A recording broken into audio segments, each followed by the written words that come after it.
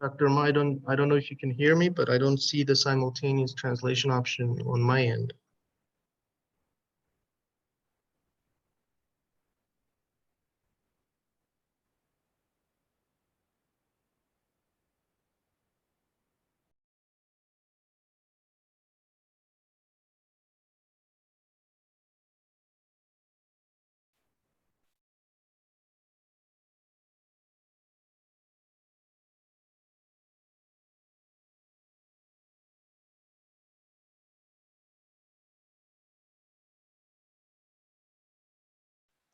I have not been appointed yet.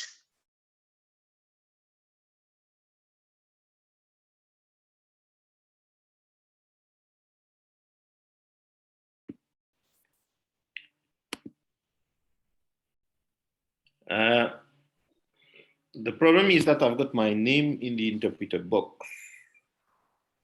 Now, Ashween, you need to be, you need to start typing in my name. So Yeah.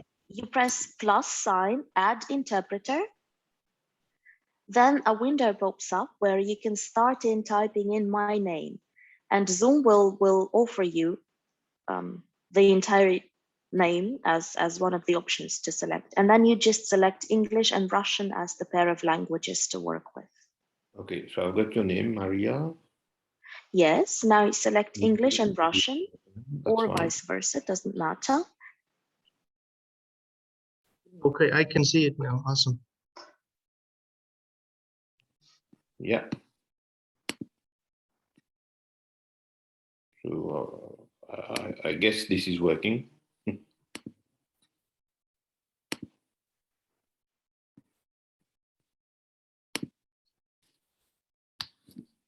Yeah, so we'll just start where we left off.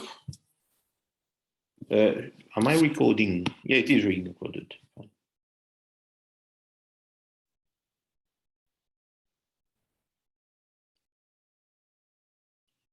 Can you hear me? Yes, yes. Please, Yeah. Ashwin, please continue. Yeah, so I just need to readapt to not stopping now because the translation is live.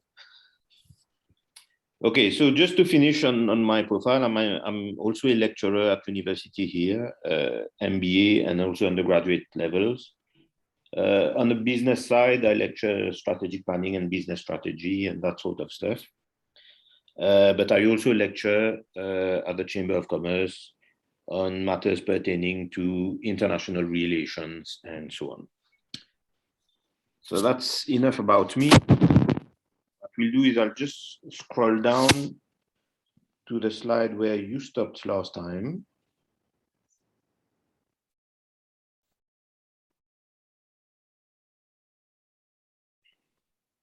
There you go.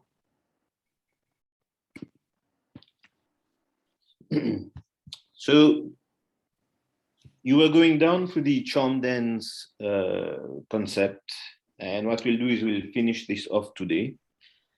But we'll also be looking at it from a consultant's perspective, obviously. So what we're going to do now is look at the risk aspect. So you've got a nice slide here with a lion on the left-hand side and a very nice cat on the right-hand side. So the question here is, which cat would you pet? Although I think there might be some people who love thrill, but most people, I guess, would rather have the one on the right-hand side as a pet. And I think this is also what happens when it comes to business. Before you get into anything, and especially when it gets to export, you need to understand what are the risks that are in your environment, what are the level of risks that you're willing to take. So if I was to ask you a question from a business, as a consultant advising a company who you're trying to get into export, and you're trying, for example, to export products from Turkmenistan into China, for example, what would be the risks that your client could face? I open the floor to answers.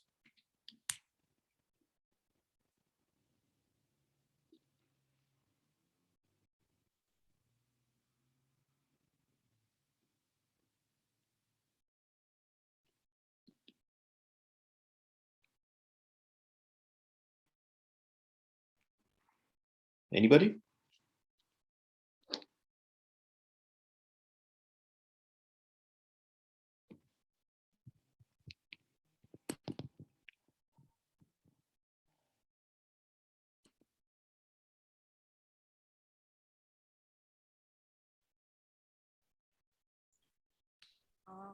Can I start? Могу ли я ответить, дать свои предположения? Yes. Меня Please. слышно? Окей.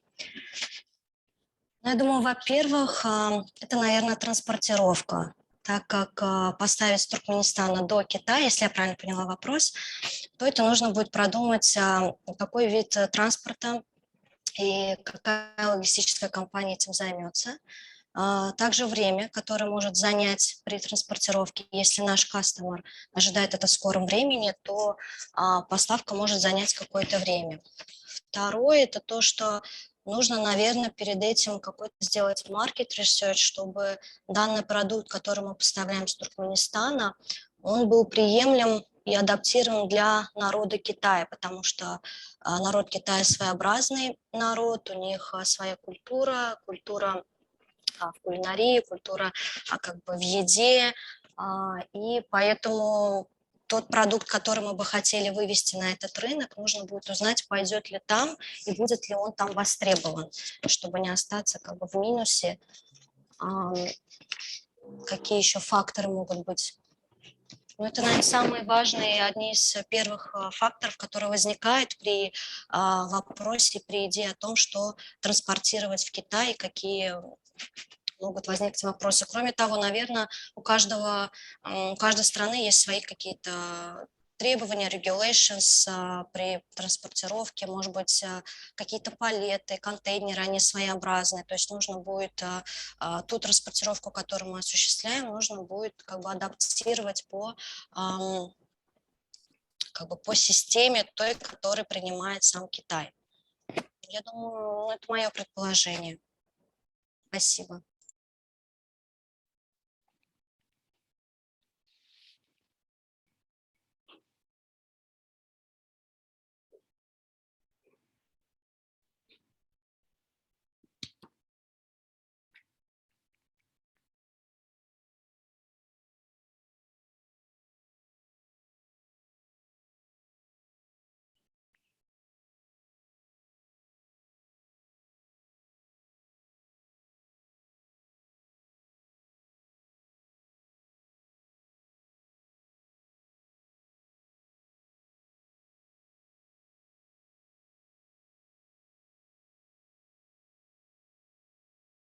Hello?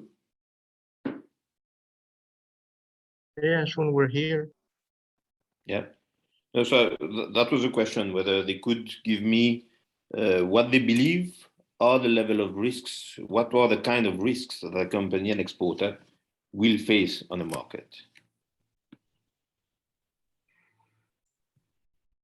Меня было, да, слышно, или мне повторить свой ответ?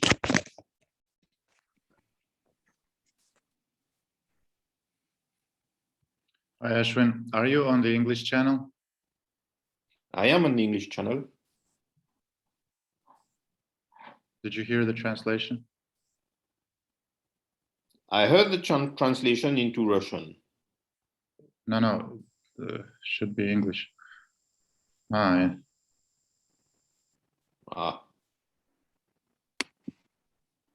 Can we ask Maria to kind of try to summarize the response on the English channel, please?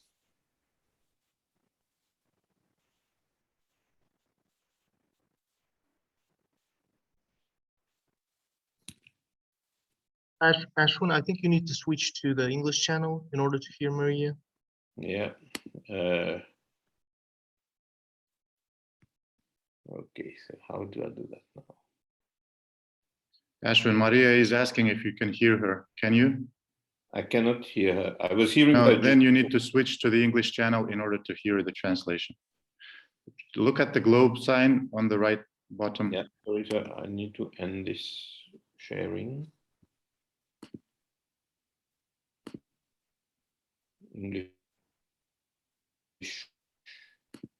Yeah, can we try now? I can hear you. Just a second, since we're on the translation technical issues, объявление для всех, вот кому нужен русский перевод, наверное, уже догадались, но вы можете выбрать значок глобуса и перейти на русский канал.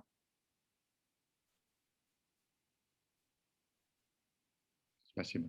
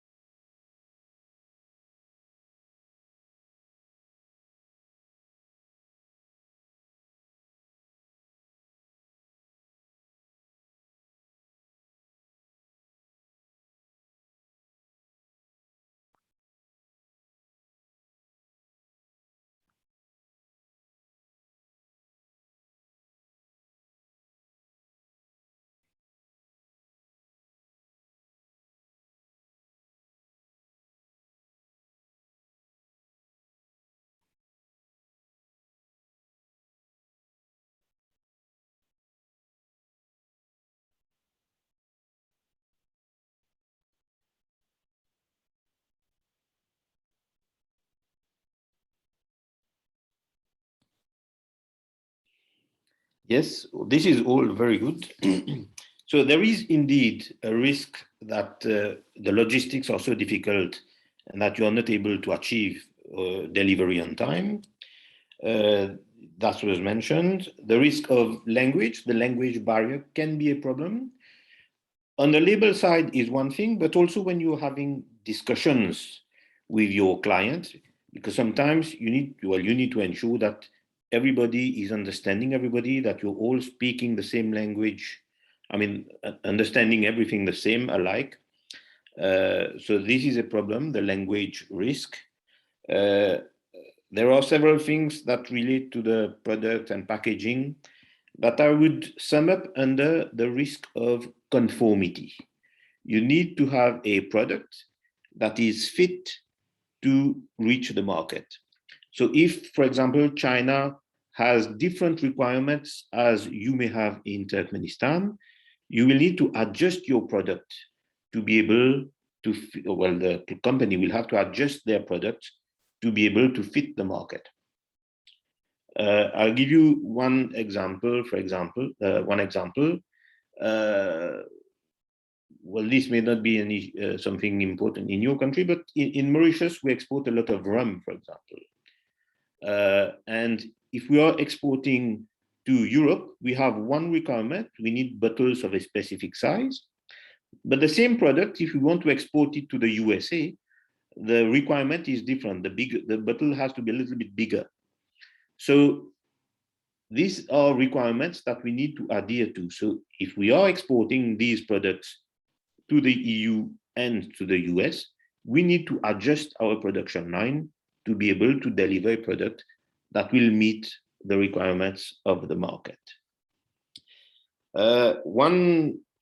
Two risks that I would add, which weren't mentioned, there is what we call the political risk.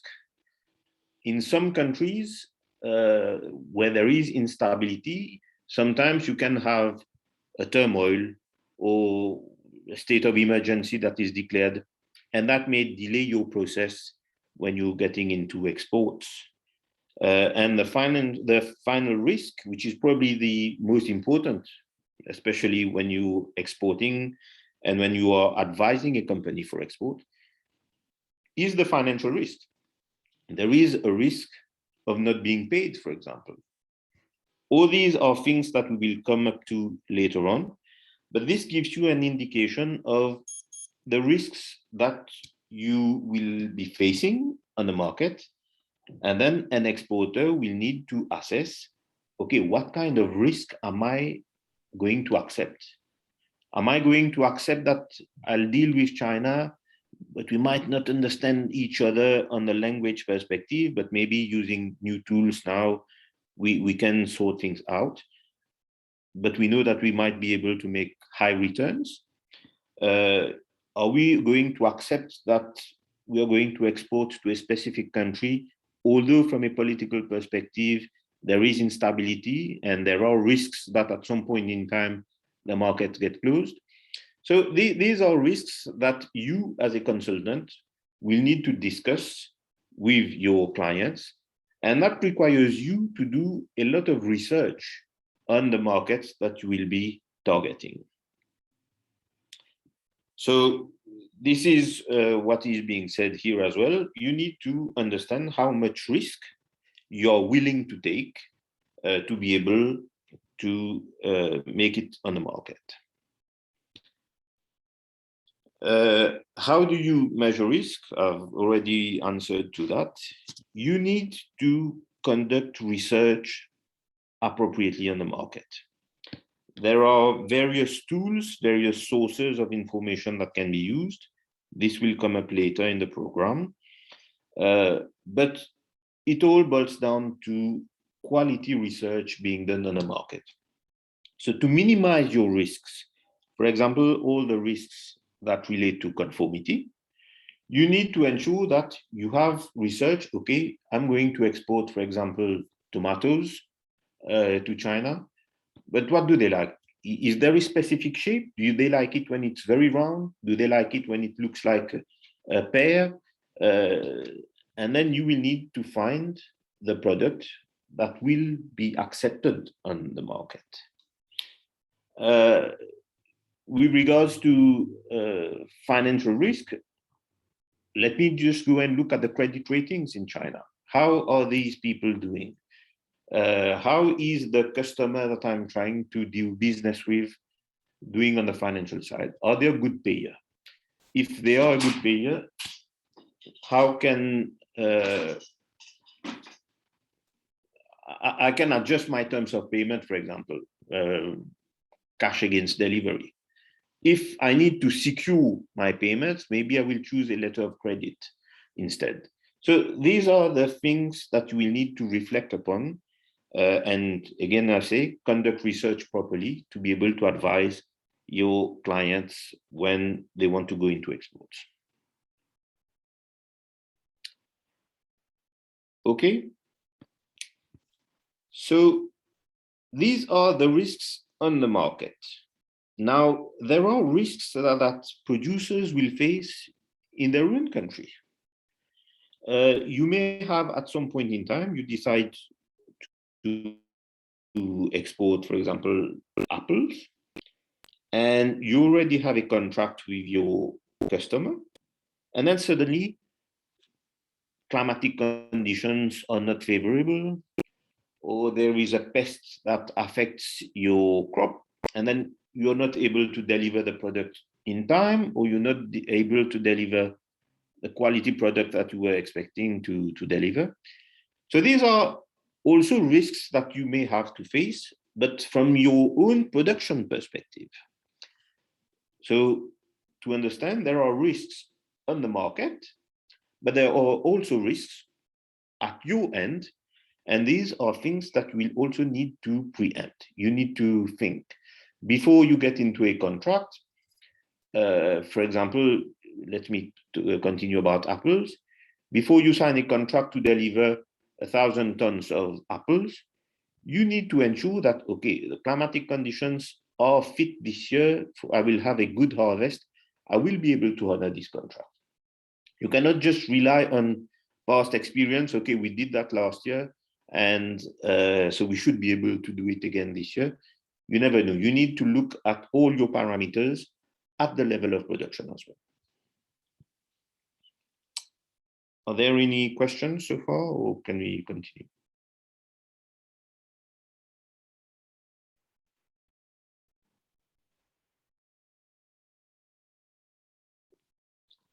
So let's carry on.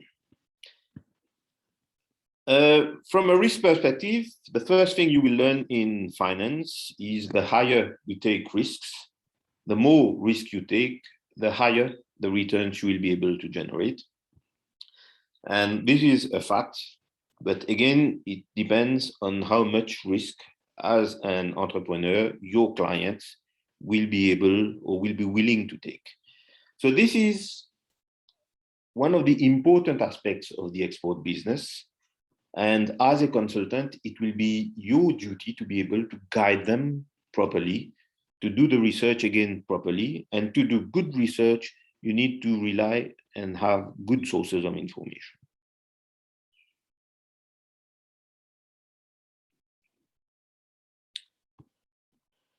So why does risk adversity or acceptance differ between individuals' business, and how does it change with time? Obviously, for example, the first time you go on a market, you don't know exactly where you're heading. You don't know how things are going to happen. You don't know whether the client you're doing business with is reliable. But you will see that, and this is where you need to, for example, secure your terms of payment.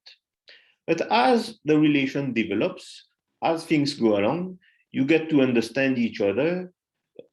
Sometimes before your customer thinks you already understand what he's going to need, you're going to develop a new product, for example. You know that, okay, this customer, now I understand how he thinks. I know his business model. I know that this is going to be right for him. So you can go and start and propose new things. So this will help ease the relation between a supplier and the buyer. And as things go, they may start to be more flexible on the terms as well, because they understand each other. So this is something that is built over time. And your job also as a consultant is, well, first of all, consultants, may intervene at various levels. You've got consultants who will focus just on the production side. You've got consultants who will focus just on developing the market. And you've got some who will be able to provide advice. This is basically what I do at all levels. So we start from the beginning, from farm to fork, as they say. So you will need to be able to advise, obviously, in the area where you are specialized. So to conclude on that, on this chapter, you need obviously to understand the risks that are related to a specific market, that relate to your specific field of activity. The risks that a producer of apples will take are different from the risks that someone in food processing will take. In terms of sanitary measures, for example, there are differences. So you need to understand all the risks that are related to your customer, to your client, and you need to understand also what kind of level of risk they will be willing to take. And then obviously you will need to assess, for example, in financial terms, what are the risks that we're taking? You are going to get into a market. You will need, for example, to increase your production levels. This will have financial implications. Are you confident that the returns you will get on this investment will be paid off? So there are several actions that need to be taken at the level of the consultant to be able to advise the client in a more effective manner. Okay?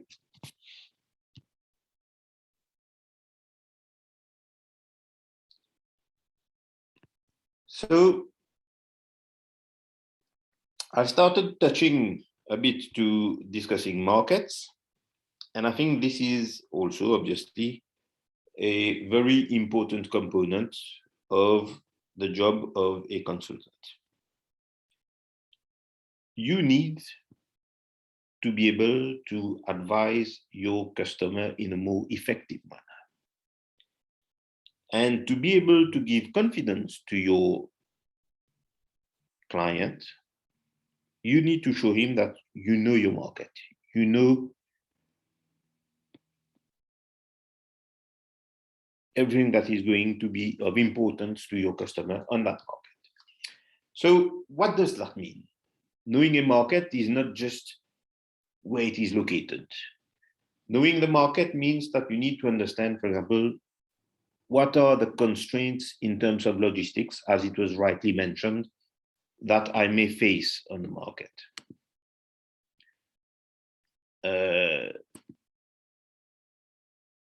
What are, for example, I'm going to export to, I'll take this example of China. If I'm going to export my goods to my customer is based in Shanghai, I need to know what is, for me to be able to minimize my costs. Do I go by road? Do I use a sea shipment? Do I use air freight? What is the most acceptable port for delivery in China? For example, some may decide, okay, I could use Hong Kong because Hong Kong is known to be a tax-free area. Is it possible? But then when it gets into mainland China, does that change anything?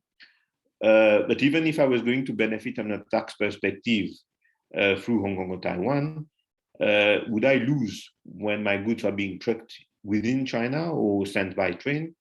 So these are some of the elements that we'll be looking at. You will also have to understand that you know who your customers are. We'll go into more details about this, but you need to understand what are the customs of my in the market that I am targeting. Customs in terms of labels that may be required on the packaging, or in terms of the size of the packaging. For example, if you are exporting packed goods in Japan to Japan, Japan is a culture where they do not like big packagings. You want to export a pack of sugar. If you want to export a 2 kilogram pouch of sugar to Japan, you won't have many buyers. You will have more buyers if you were exporting 50 grams packaging. But this is the custom in China. Why? Because in Japan, sorry, because they are used to having smaller kitchens, smaller houses. They don't have room to keep many things. So this is what they want. But if you were to export to Mauritius, where I live, Mauritians are big consumers of sugar, and they prefer to go for the 2 kilogram pouch because they prefer to buy it once and then we'll use it several times, rather than buying a small pouch of 50 grams, and then which is going to finish within 1 or 2 uses, and then they have to go back to the supermarket. So to be able to finish the month, they will have to go 10 times to the supermarket, which is not very convenient. So these are customs which are related, for example, to the consumption patterns of your customers in your target country. So you need to understand all this. You need to understand the culture where you exporting. Exporting to some countries, for example, will require that you need specific certifications just to give them confidence. You want to export to the Middle East, for example, it would be advisable that your products have a halal certification, irrespective of the product. In Mauritius, as I mentioned, we are big exporters of sugar. So we've developed a halal certification for our sugars. But then people will tell me, why do you need halal in sugar? It's not related. But we know that along the process, European producers of sugar, they use beet to produce sugar, whereas we use sugarcane. They have in the process a stage where they do the clarification and where they use bone char, which is extracts of animal origin. This sugar could not be halal certified or might not be. Whereas our sugar, which is made from sugarcane, we have a different process where we do not use bone char for clarification. So then we are able to certify our product halal. And that goes in line with the culture of the people we're targeting, they want to be sure, even if they hadn't thought that there might be some products of animal origin being used in the production of sugar. It gives them the confidence when we go with halal certification that, okay, this meets our principles, this is better for us. And it also becomes, in addition to you respecting their culture, it also becomes a marketing tool for you to be able to target them. And the other aspect is to understand your competition, because you're not the only one on the market. If you're exporting apples or tomatoes from Turkmenistan, you've also got competition, for example, from Africa and Egypt. So let's forget China for a moment. Let's say you were both targeting the Middle East. Or let's talk Europe. It might be easy for both of you to access. But then Egypt may have some advantages that you do not have in Turkmenistan, and we'll come down to that later when we talk of competitive advantage. So it is important for you to know, okay, I'm going to export pineapples, I'm going to export apples, I'm going to export tomatoes to France. Who else is exporting there? When, at what time of the year do they export? It becomes a bigger problem if the seasons are alike in Egypt and in Turkmenistan, because we'll both be on the market at the same time. And then price may become a serious issue. So these are things that we need to bear in mind to be able to advise your customers properly.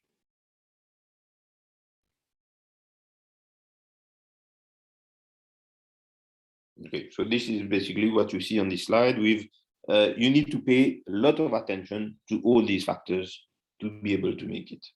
So what does this slide say is you need to understand where is the demand and therefore research your markets. But also what you see on this chart, trains and boats and all this stuff. And this relates to the risk that was mentioned earlier, which relates to logistics. So you need to understand you are able to supply, where you're going to supply, So where will the demand be for your products? How are you going to distribute your products? How are you going to get your products on the market? What are the most appropriate logistics to use? All these are things that will be part of your research.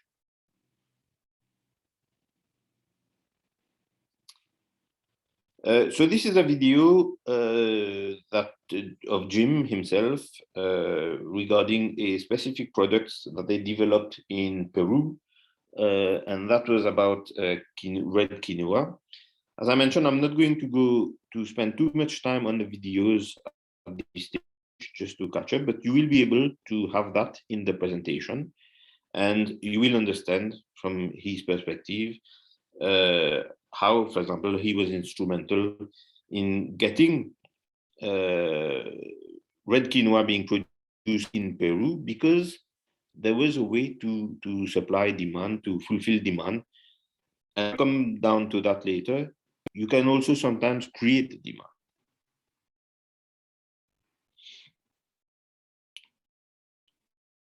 Also, again, this is based from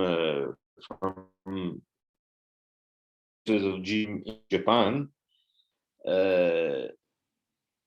In terms of researching your market, for example, and this relates to pet food, obviously, you know that when you're living in the center of Tokyo, where you don't have much, then to have smaller dogs, because it is easier for them to handle. Whereas if you were using, if you had large pets or bigger dogs, you would need space for them to, you need space to accommodate these dogs. So this part of your research, if you were going to sell dog food, for example, in Japan, and you know that you're targeting a specific breed of dog, or you've got a product that is fit for smaller dogs, or dogs who live in apartments, you would be targeting Tokyo in your research, in your markets. Whereas if you were coming with a different product, which is more fit for bigger dogs, who usually need more space, you certainly then be targeting a city which is in the outskirts of Tokyo, like more Kyoto than Tokyo. So this is the kind of research that you need to understand. And whether it's a product which is for human consumption or for pets, the research has to go to that extent. There is no point going into the center of Tokyo with a product that is fit for large dogs who need large space, because you wouldn't find this market in Tokyo. You see? So this is, again, part of the research.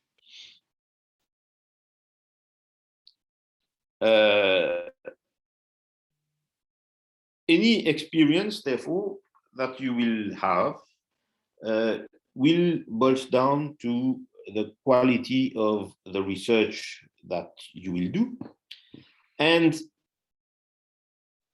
do not assume that you know the market based on experience. Things are dynamic. So every time you go with a new customer, every time you go with a new product, every time you go, even on a market that you have targeted before, you will need to go in with the spirit that there are new things to learn, things have changed, and there are new scopes to be looked into. So your perspective, I mentioned, you had this example of the pets before. If you have done marketing in Japan, for example, I was mentioning sugar in small pouches, Tokyo is a very good market for that. But if you were going with a different product, you see that even if you know the market in Tokyo, you do not know the market in Tokyo for this new product. So your research has to be tailor-made and adapted to your product. Now, what is important, and this is what you see on this picture, although it is a bit cartoony, is that you need to, well, basically what it says, you need to step out of the frame. You need to look at things with a different eye. You need to think out of the box.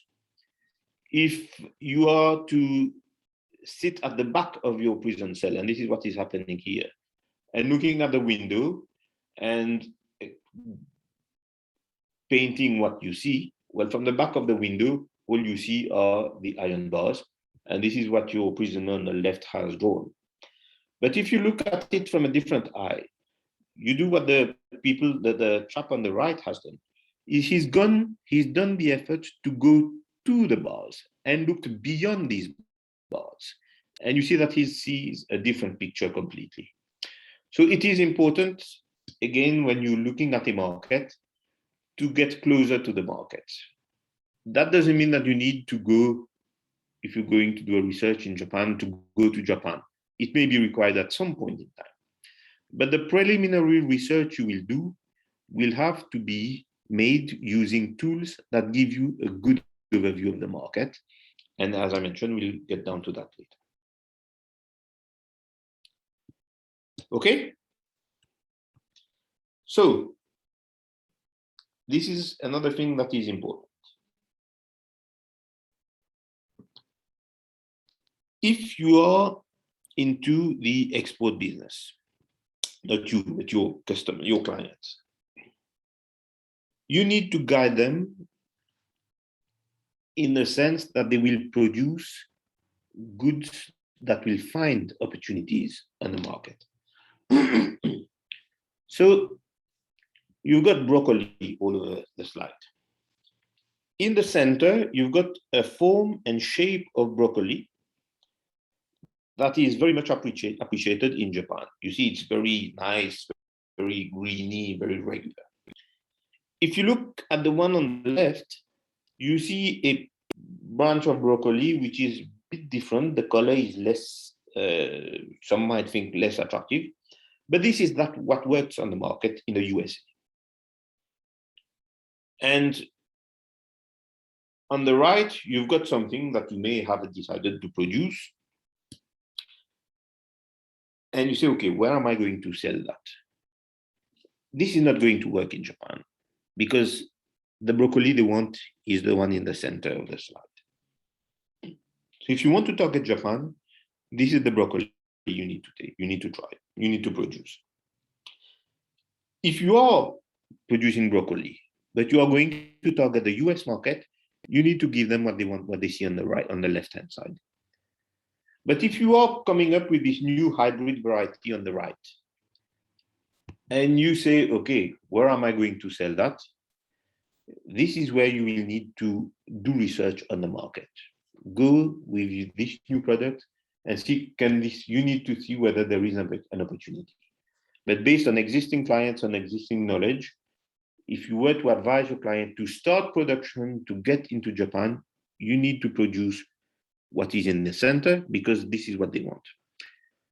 You don't, so what, basically to summarize, you need to produce what can be sold. Exporting is not an experimental business. Or again, the level of risks you're taking by just trying to experiment on the market is very high. You may hit the jackpot, but the odds are it's going to be difficult. If you want to get in the market, get a product that is going to sell, and don't try to force what you have because it might not work. It might not fit with the culture. It might not fit with the habits. It will not fit with what people want. Okay.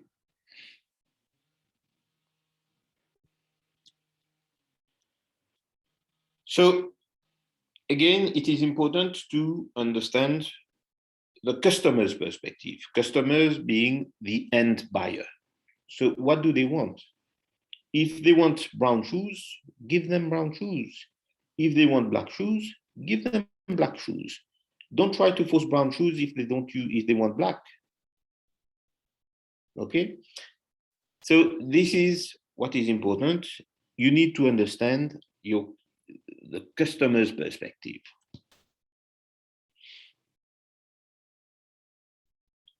So just to conclude on this section, it is important for you to understand and to know your market. You need to have an overview of the market that is alike to what the end buyer will have, because this will allow you to advise the producer as to what he needs to produce to be able to make it on the market. Okay? And it is also important to note that one product, and you've seen that from the broccolis, you may be producing broccoli, but not all your broccoli will not sell everywhere. There are specific tastes in specific markets. So what is selling in country A may not be selling in country B. And again, either you go with what the market wants or you adapt your production to give it to them. But trying to force something on the market is a very risky business. Okay? And also, you need to stay alert. You need to keep researching, because your knowledge of what the market is like today is not what your market is going to be of the same market in a few years' time. For example, people who had done market research 50 years ago. So you've got someone in the USA trying to sell a product in Japan. He did his research 50 years ago in the IT segment or in the mobile phone business. And he gets back onto the market as a salesman and say, okay, now I'm going to go back and sell mobile phone to Japan. Fair enough. But if you think that you're going to go with your knowledge of the market, of the mobile phone market of 50 years ago, and you see where it is now, it's changed completely. Nothing is similar. So you need to refresh. Otherwise, you will be selling mobile phones which are still using 1G or 2G technology, which nobody wants now. So this is why it is important. You may be an expert on the market. You may think that you know a market, but things are dynamic. Things change, tastes change. And what is important to note that the pace of change on markets is drastic these days. The world is becoming what we call a global village. So a trend that starts in the US or in Japan, I mean, Far East or Far West, will catch up other markets at some point in time. So people habits will change, people demands will change. So you need to keep updated on the market.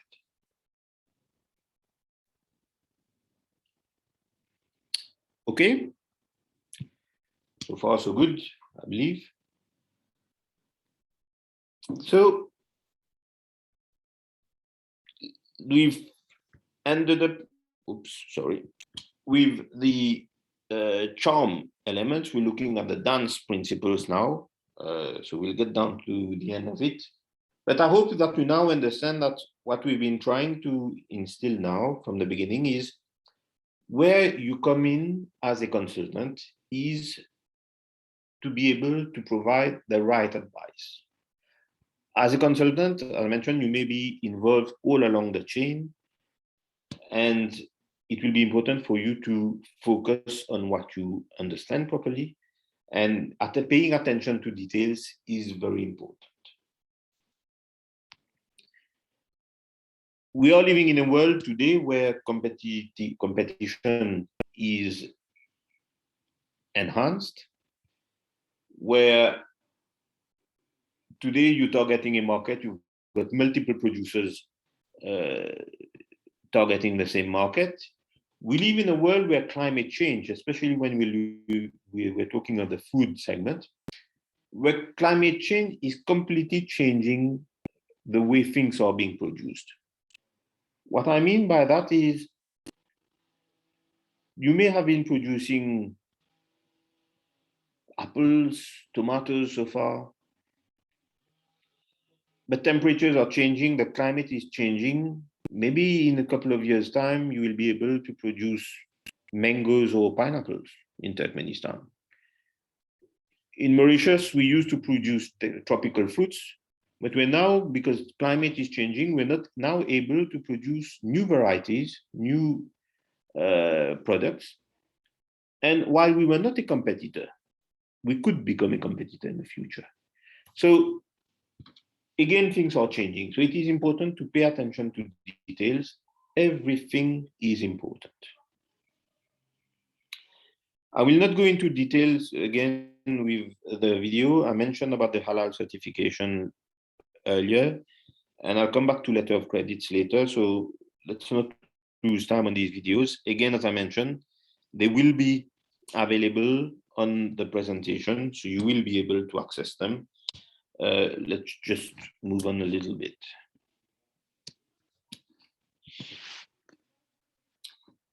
So,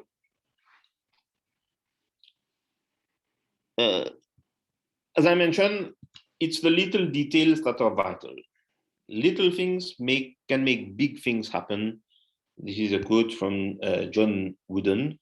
This works in sports, but it also works in production. I mentioned earlier the example of the halal certification. This can be seen to be a very small thing. We tried our luck. We tried to certify a product that does not, when you think about it, require a halal certification. But that was a small change that we did at our level that has allowed us to hit the market big time. You see? So why? Because we knew that if we're going to develop these markets, this is something that is of importance to the people in these countries. We need to look at this.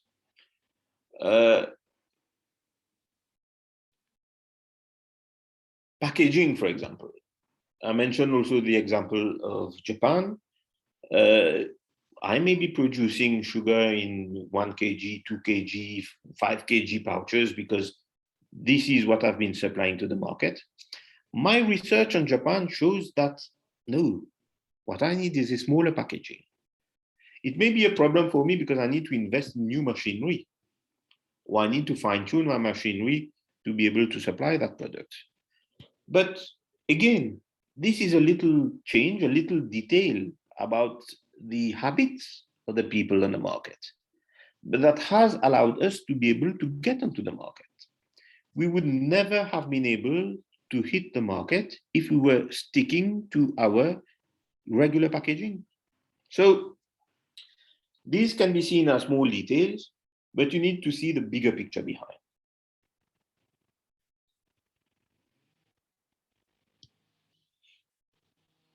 So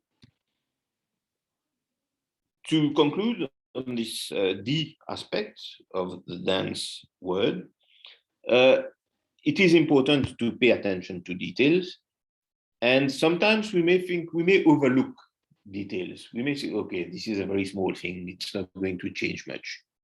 But again, this is looking at from the producer's perspective. This may be looking from your perspective as a customer, as a consultant. But your job is to go the extra mile. Your job is to get these people whom you're helping to see beyond what they see. And your job is therefore to make them see what consumers are seeing from the other side, on the other side. Okay? Okay. So let's look at the advantages that your products may have. I mean, when I say you, is the ones that you're trying to help promote.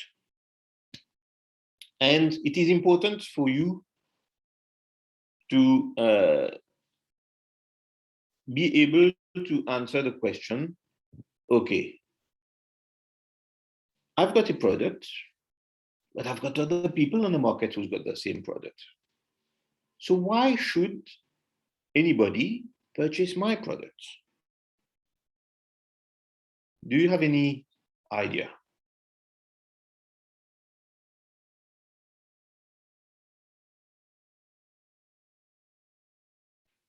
I leave the floor to you. What are some of the advantages? Why should people buy your products?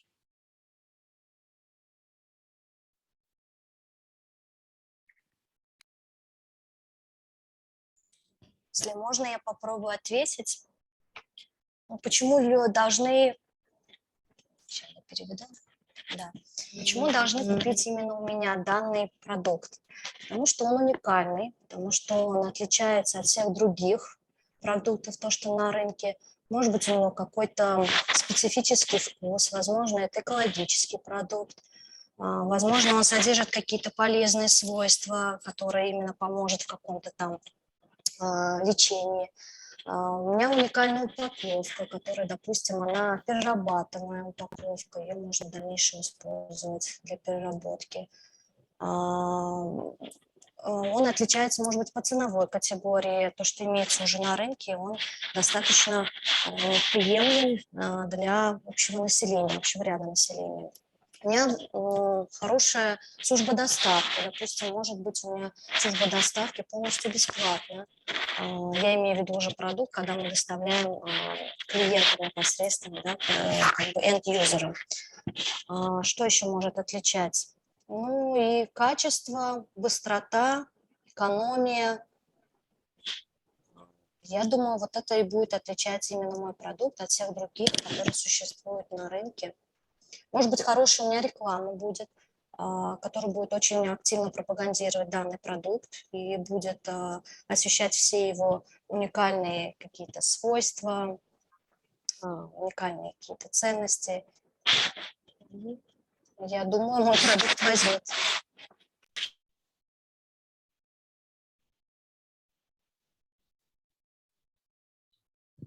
Okay, thank you. I'll come back to that. I'll come back to that question in a bit.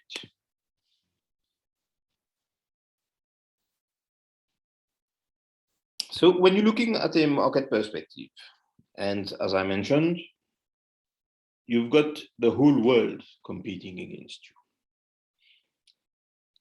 There are several factors that you should consider and to be able to advise your exporters. So obviously you've got what has been mentioned in when you answered the question, you've got characteristics that are specific to your product in terms of taste, in terms of size, in terms of meeting the requirements of the country, in terms of probably health benefits as well, and this is becoming very popular now.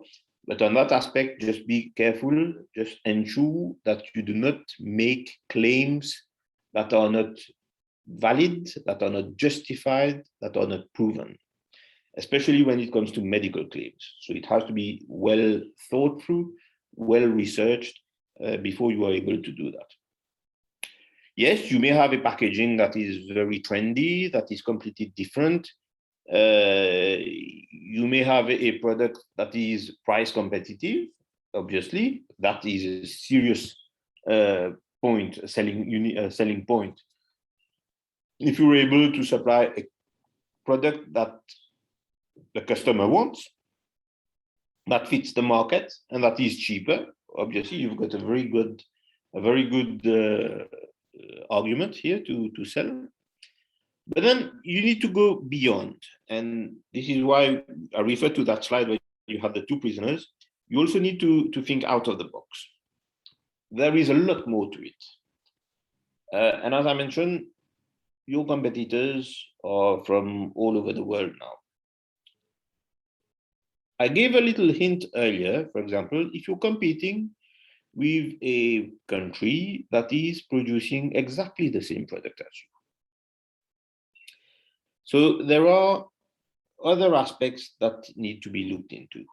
And especially when you are exporting, the bigger, well, one of the main sources of competition, besides the competition that we'll have from other producers in your same country, are producers who are in other countries. So what are the factors that may play in your favor or against you?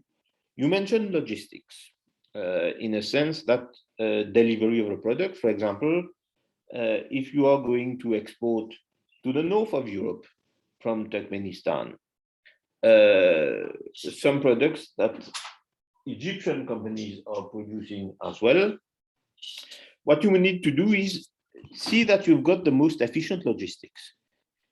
If you can ensure that, okay, Egypt is supplying you in 30 days, I am able to supply in 15 days. What does that mean? Instead of ordering 10 containers and storing, I'm going to ship 5 containers. You have less expenditure on storage space. You get regular supply. It's easier for you. It's more convenient for you as well. This is one option. This is one possibility. A possibility would also be, okay, Egypt can supply you, but our seasons do not coincide.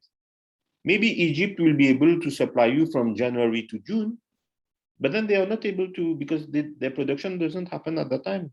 If they were to produce, to supply, it would be some products that they would have frozen, that they would have stored in cold chambers, and then be able to sell that. So you're not getting fresh products.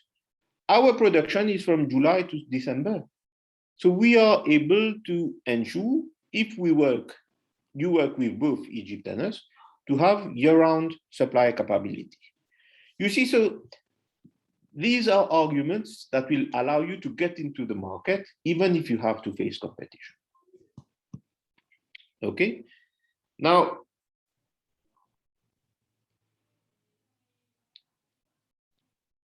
other advantages that your products have is that and this is what you see someone, for example, supplying chips on the left-hand side, crisps, and you've got nice cakes which are pretty much tailor-made for a specific occasion.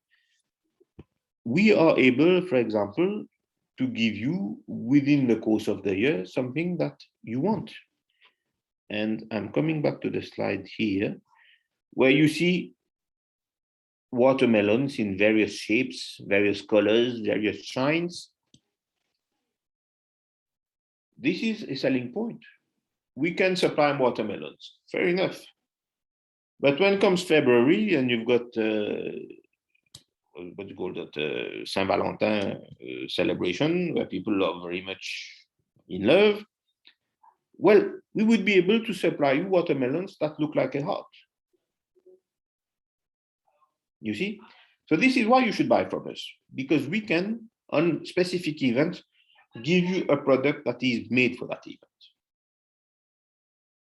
Okay?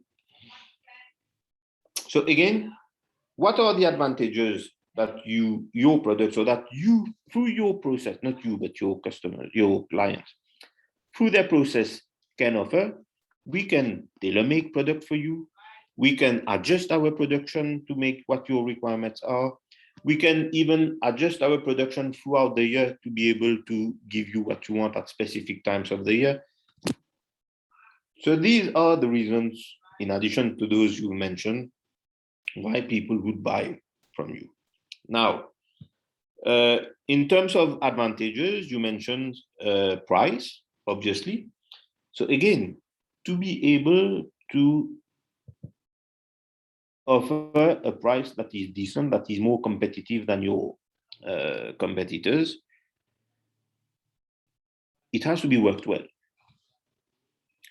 You cannot just say, okay, what are you getting? You want to buy my watermelons? What am I selling? I'm selling at $5 a kilo, for example, whatever the price might be. Egypt is giving you free, I'll give you $2.50. This is one way of bargaining. But when you think about it, $2.50, yeah, it looks very nice. I'll be able to get, definitely I'm going to capture the market. But am I doing anything wrong here? Does it cost me? Is it affordable for me to sell at $2.50? So you need to ensure that all your costs upfront in the value chain are contained. You need to ensure that you know what your labor costs are. You need to ensure that you know what your irrigation costs are. You need to know that you understand how currency fluctuations will affect your pricing. Okay, so your competitive advantage will come, especially when it comes to offering a better price, if you are able to reduce your cost of production. And again, this is where the consultant steps in. How can I, if I'm coming back to this slide, where we have processed foods. So how can I ensure that my cost of production is contained? If I'm going to produce, for example, crisps, what do I need? I need potatoes or flour or maize or whatever. If I'm going to buy maize from X supplier, it's going to cost me so much. My cost of production will end up so much. And to be able to make anything, I'll have to sell at price X. But price X doesn't allow me to sell into the country I want because I'm too expensive. So let me try to look for an alternative source of an alternative supplier so that I can reduce these costs and be able to become competitive on the market. That could mean, for example, instead of purchasing from your next door supplier, even purchasing from the one which is in the next town, the town next to yours. You may have logistics costs, yes, but the cost of production may be much cheaper over there. So absorbing the cost of production is an important element and an important piece of advice you would be providing to the producer to be able to become competitive. Pricing of a product must take into consideration all the elements that are involved in the production process, and it cannot just be based on what your competitors are offering. You can't just look at their price and say, okay, I'm going to be cheaper. No, because you might not be effectively producing at these levels. Okay, so it is important for you to know what are your advantages. If you are able to reduce your cost of production because you master your production chain, you master your costs, you know where to get alternatives to reduce your cost of production, this will give you a competitive advantage. So I've got a small video here. Again, I'm not going to show it because I was the one talking on that, but I can give you basically just the gist of it. And this is where it becomes important. When you looking at your competitive advantage, we mentioned that the cost is important. But where, at what level do you have costs?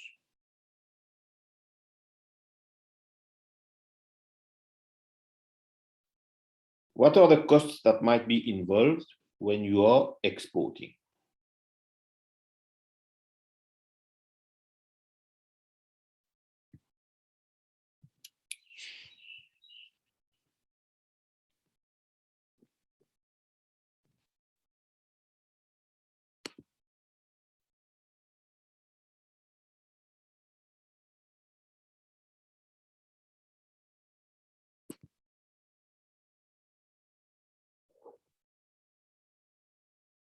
Yes, it was.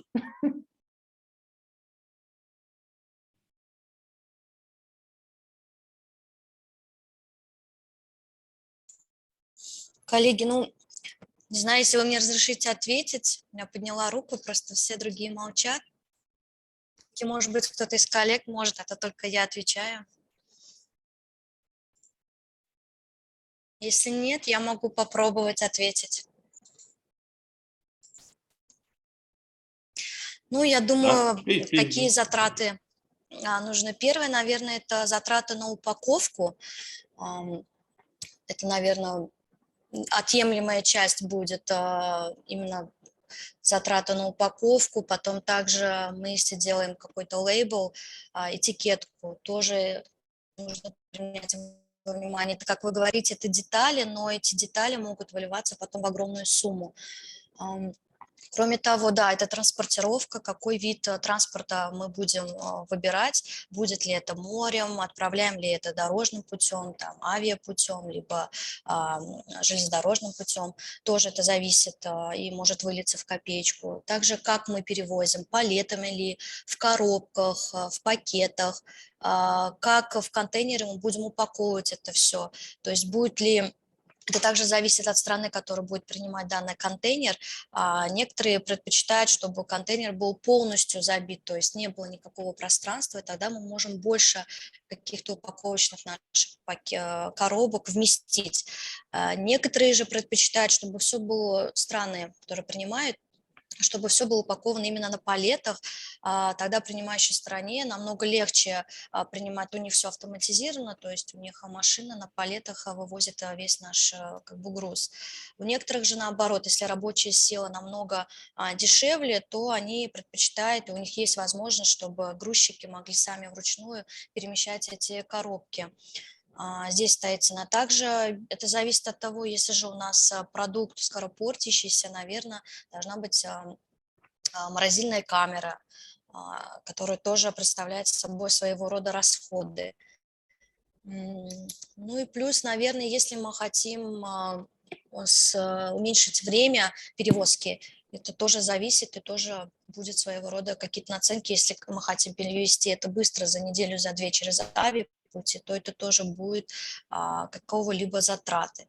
То есть, чтобы снизить затраты, мне кажется, первое, это нужно обращать, наверное, на упаковку, потому что вот мы столкнулись, что это на самом деле занимает и берет очень много как бы финансов на грамотную упаковку, чтобы сократить именно риски повреждения продуктов, которые находятся в нем.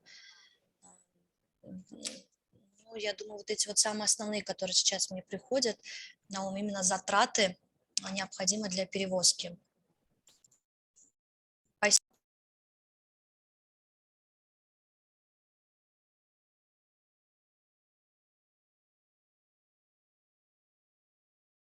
Anybody else want to try?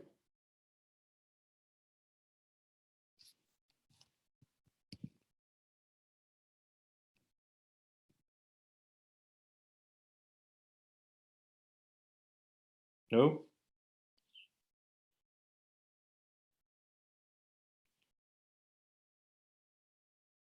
So, there are several things that have been mentioned here. Some of them we can group in various, we can group. For example, all the packaging, labeling costs, will form part of your cost of production, basically. So this is something that is to be considered. Then you've got all the logistics costs. Yes, you mentioned about pallets, which means of transportation is happening, is the more appropriate, whether you're going to use sea freight, air freight, train, road, whatever. Yes, this is obviously important. But sometimes you also need to consider, when you're looking at the cost of logistics, you need to look also at the delivery time, because air freight or sea freight may be more, or air freight, for example, may be more expensive than sea freight, definitely.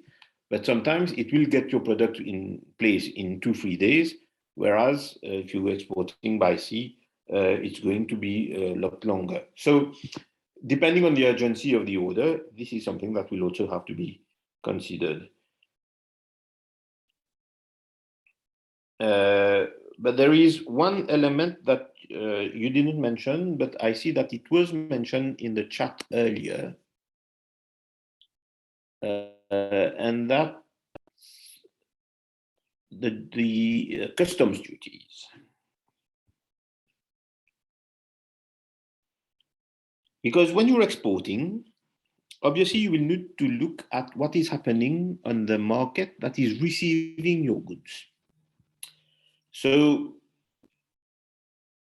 if I take back this example of China, which we discussed earlier, if you're exporting from Turkmenistan to China, tomatoes or whatever, watermelons, you will see that, okay, when it goes into China, maybe there is a customs duty when the goods come in of X%, 5%, whatever it is, 5%. But a country like maybe, for example, Russia, may have an agreement with China so that when the same goods are going from Russia to China, they do not have this import duty. So they have an advantage over your products. You see? It is important to take this into consideration, especially when you're looking at who are your competitors and what are your or their competitive advantages. This is a major competitive advantage, customs duty. Okay, so it is important also when you are looking at the markets that you are going to target, what are the import duties that will prevail once our goods arrive on the market. Now, that doesn't mean that if there is an import duty, you're not able to get onto the market. No, because you can always work out, for example, if I take this small example I just took about watermelons, maybe Russia has a competitive advantage because they do not have a trade, they have a trade agreement with China, which say Turkmenistan doesn't have. Okay, so 5% is not a lot. Maybe the transport cost is a lot more from Russia into China. So even if you have a duty to pay, but the transport on the transport side, you may be edging it. And therefore, that still doesn't mean that, okay, we'll pay the duty, our people will pay our duty, but we still will be cheaper on the market. So it is important to understand what your competitive advantage is. So your competitive advantage can be at the level of the product. And when I talk of the product, it's because you've got a cost of production which is more efficient, or because you've got a quality which is more appropriate, okay? Or it means that you are able to supply at a time of the year that your competitors cannot supply. All these are competitive advantages. Then you've got the competitive advantages at the level of the target market in terms of duties or not that you will have to pay. And then there are other advantages which you can build or you can help your customers build along the line in the process. For example, having quality certifications, and I think it was mentioned, that your competitors do not have. Okay, we can both supply watermelons, but our production is organic. Our production is Global GAP certified. You see? So these are sources of competitive advantages that you will need to put forward, that you, if they're not existing, that you will need to develop to be able to edge it on the market. Okay? So before you start getting into business and before you understand how you're going to make it on the market, it is important for you to,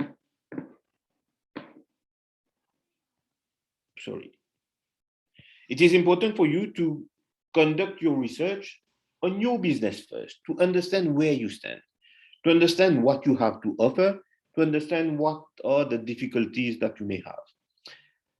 There was a slide at the very beginning about the SWOT analysis, and you see that this is very important when you're conducting your research, when you're building your profile, when you're building your case for export. You need to conduct a proper SWOT analysis. This is something that I will come back to at the end of this session, because sometimes we believe that the SWOT analysis is a very simple tool and we sometimes overlook it. I am also a lecturer, and I see very often when students have to do a SWOT analysis, they just do put 2-3 items under strengths, and then they put the opposite in weaknesses, and they think that it's done. No, that's not how you do a SWOT analysis. But it is a very important tool to use, because this will help you focus on the right segments that you need to hit. T-charts, come back to that. UDA is, for example, having like this a checklist. It is a Japanese tool, but there are other tools that you can use. But what you have to remember and what you have to retain from this slide is that before you get into export, you need to have a proper checklist. You need to have a good situational analysis of the exporter. And this is you as consultants, because you need to look at it from an objective. When you ask a company to do their SWOT analysis, they may look at it in their favor, because everybody thinks they produce the best products. But as a consultant, you need to be objective. You need to be objective, because if this is not done right, you will not be able to hit the market in the most appropriate manner. Okay? So to conclude on these advantages, you need to be able, if you want to be successful, you need to understand why people products. You may think you've got the best. You may think that you've got the most technical process, the most knowledge of the market. It is important, and we said that earlier, you need to understand what the client wants. You need to understand why, to make him understand why he should buy your products. I'm going to give you a small example. And I had the discussion about this yesterday, which referred to a different set of products, but let me tell you what we did. You know, Mauritius, which is the island I'm in, a small island, it used to be a French colony, and the island was called Île-de-France at that time. And when the French people came, they had their own style of furniture,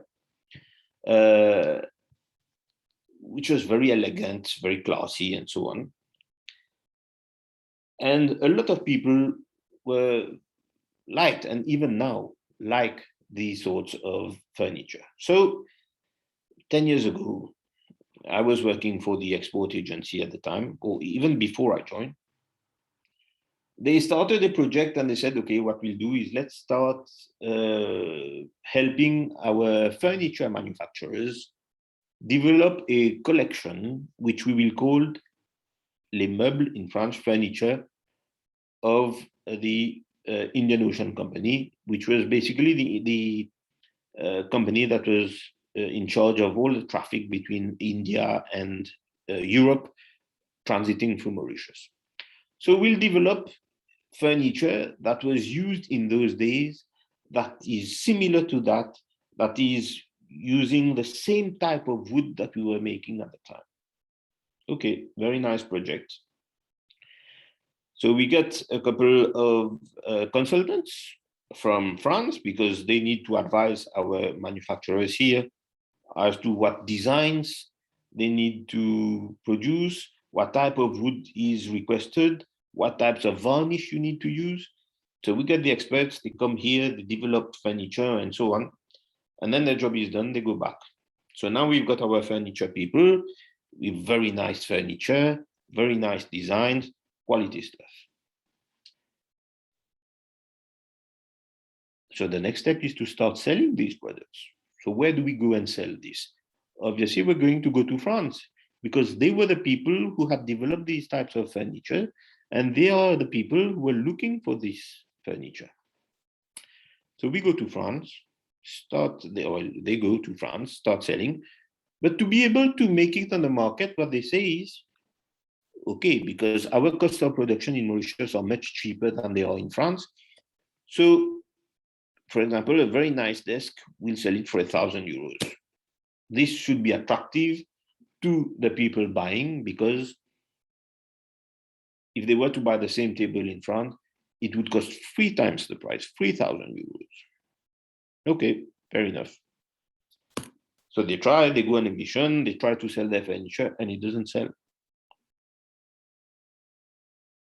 So then you try to understand, so why doesn't it sell? We've got the style they want, we've got the quality they wanted, we've got the designs they need, we've got the varnish that we're using these days, we're using the same type of wood, and we're cheaper. Why don't they want to buy?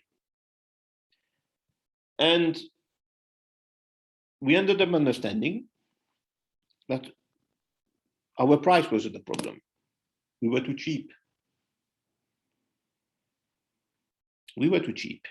And people don't want to buy your stuff because it's too cheap. Well, the issue here was that we were trying to sell a product that is foreseen to have extreme quality, which is extremely sought after, but very rare, at a price that people would expect to be very expensive. So when you start selling at a much lower price, people think, okay, there must be a catch. There must be something wrong with this furniture. This is why they're selling at this price. Such furniture, this quality, impossible to sell such a desk at 1,000 euros. I'm not buying because something is wrong. So all that was wrong was the pricing. So you see that it is important to know your market. It is important for you to understand your advantages. And this is where we had a massive advantage in terms of cost of production and so on. We got the pricing structure wrong. But what I'm saying is, with all the advantages we had, if we had offered this furniture, because you can't just go back and say, okay, I'm going to increase the furniture, people won't buy that. But if we had fixed the price more in line with what is in France, they sell 3,000, let's sell 2,500 or even 2,900, this would have sold and our producers would have made large profits on that. You see, so this is another example to show you that it is very important to understand the market that you're targeting. And even if you've identified your competitive advantages, it is important to have done your research on your market properly for you to be able to reach it. So price can be a competitive advantage, but not always. It depends on what you sell.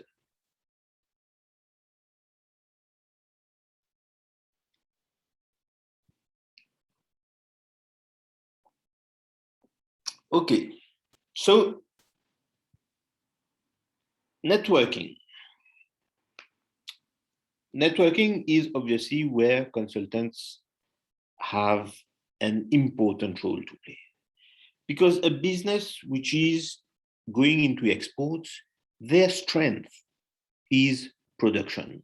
Their strength is getting their products out of the mill, out of the factory, or if it's fresh and fruits and vegetables, out of the fields. This is where these people are strong. You as consultants must show that you can bring something more to them. And how do you bring something more to them? This is through your network. And what kind of network that might be? Network with, obviously, customers. Everybody is looking for customers. But export is also about a lot of ancillary services that revolve around the business.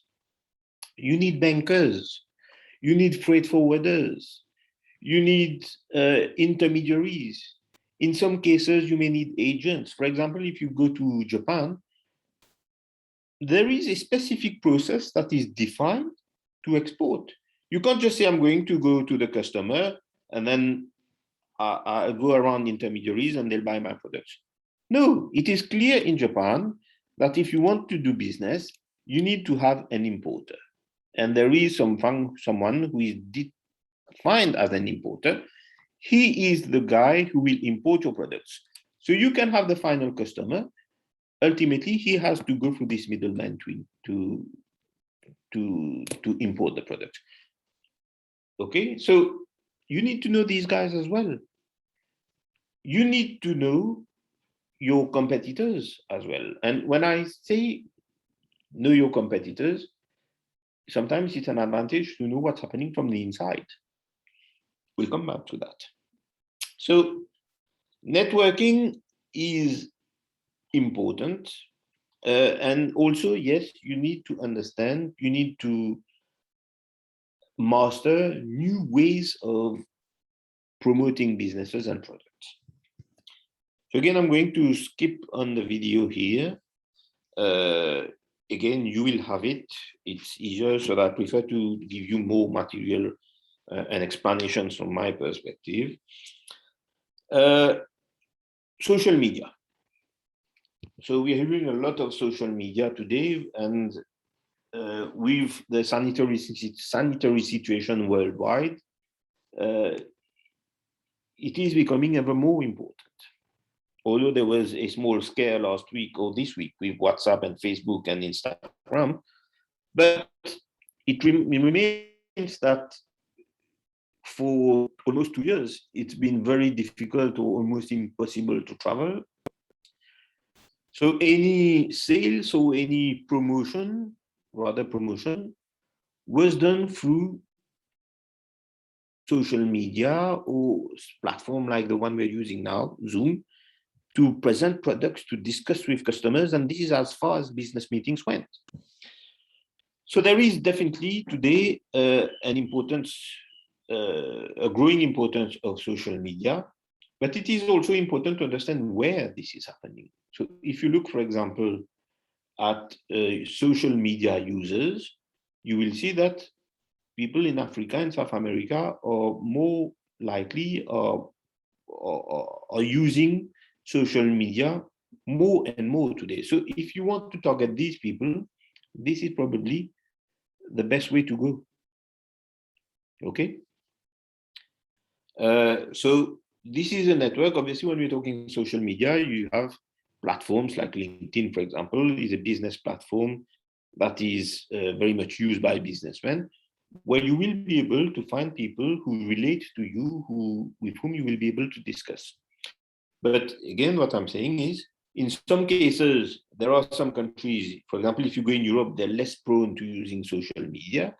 For this, they prefer sometimes to use exhibitions and so on. But in other markets, this is how you will do things. Everything is done, or they're very fond of using social media. So you need to use these tools. So before I And so coming back to this slide, as a consultant, you've got a company that is going to export products. They want your help to be able to reach the market. We mentioned just before, in the section before, we were discussing about competitive advantages, and we saw that there were competitive advantages at the level of production, at the level of the market in terms of customs duties and so on. But there are also advantages that you may benefit through your financing. How do you fund an export? You've got an order to produce, we were talking of furniture, 1,000 tables. Okay, good. You need to buy the material first. You need to buy the raw material so that you are able to make the tables, because you will not get paid until you've delivered, unless you have very good relations with your buyer and they will pay you 100% in advance. But this doesn't happen very often. Very often, okay, you will get a deposit, so you can start production, but to be able to, your deposit will not cover the whole costs. You will need to talk to your bankers. Consultants have an important role here. Identify the most efficient sources of financing for your customers, for your clients, for your exporters, so that they are able to produce with the least cost, to have the less hassle on the finance side, and that they are therefore able to deliver their products, because they will not get paid until they've delivered. So it is important to have this type of networking. I mentioned brokers. Brokers can be in terms of insurance, because when you're exporting or a company is exporting, sometimes you need to include the insurance in the cost. So dealing with the most efficient insurance providers is important. Now, again, exporting in a country that is considered to be safe, where there are very few risks of having issues.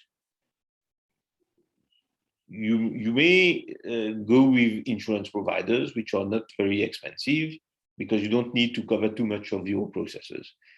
But if, for example, you were trying to export now goods to Afghanistan with the situation that it is now, the risks are very high, so you will pay more in terms of insurance. So it is important to have dealings with the most efficient insurance providers. If anything happens and that you need to claim insurance, it is important to deal with insurance companies that are the most efficient in paying back. Okay, because this is going to affect your business. Say you purchase raw material to produce a big order like 1,000 tables. You get you've purchased your raw material, you produce the table, you export, you're not paid yet, and then the consignment disappears, vanishes on the road. What happens? You will not get paid because you haven't delivered. You will go and claim insurance, and then if you're not dealing with an efficient insurance provider, they will tell you, okay, you need to furnish this paper, this document, and whatnot. And the process takes 2 years. On the other side, you've got the bank will be sitting with you because you need to repay your loan because you purchased raw material and you took a loan to do that. This will not work. It goes, your business is at stake. So you need to have an efficient insurance provider. It might be more expensive, but at least it is efficient. If there is a risk, you get paid within 1 month, you settle your issues with your banks, and at least you're clear. You see, so this kind of networking is very important from a consultant perspective, and this is the plus that will bring to your exporters. Okay, so we mentioned social media. You need to have a very good network. You need also to have a very good network with facilitators. Sometimes you may have a consignment that is stuck at the level of customs because of a small issue on the specifications. But how do you get that? How do you sort this problem out? If you, as a consultant, have a good networking with chambers of commerce in the country that you are targeting, you will be able to try to move things around, to get things going, to clarify, to clear this issue. But if you do not have any network, you will then have to go through your Ministry of Foreign Affairs. They will have to relate with the Ministry of Foreign Affairs in the target country. It takes a lot of time. And again, time is money, so it doesn't become very efficient. So networking, and this is where networking, where the role of the consultant is even more important, is trying to have the right network with the right people, with the most efficient, the most reliable service providers to be able to help your exporters.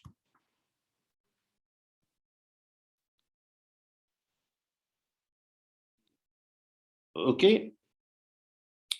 Now, when it comes to customer relationship, so we're getting to the end of the charm dance principle. So C stands for customer relations. It is important to have a very good level of interaction and relation with the buyers. Okay, so on the other side of the frontier.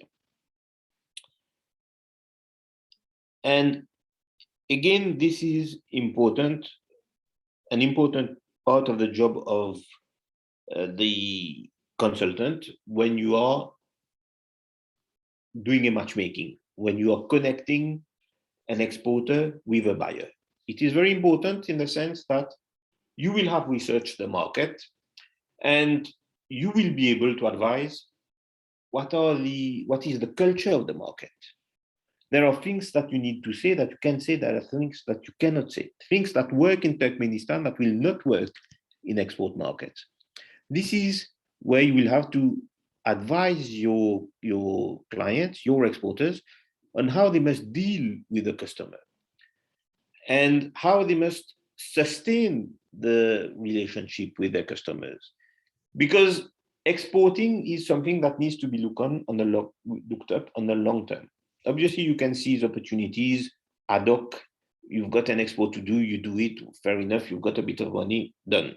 But the idea is to develop long-term relationships so that your exports can be sustained, okay?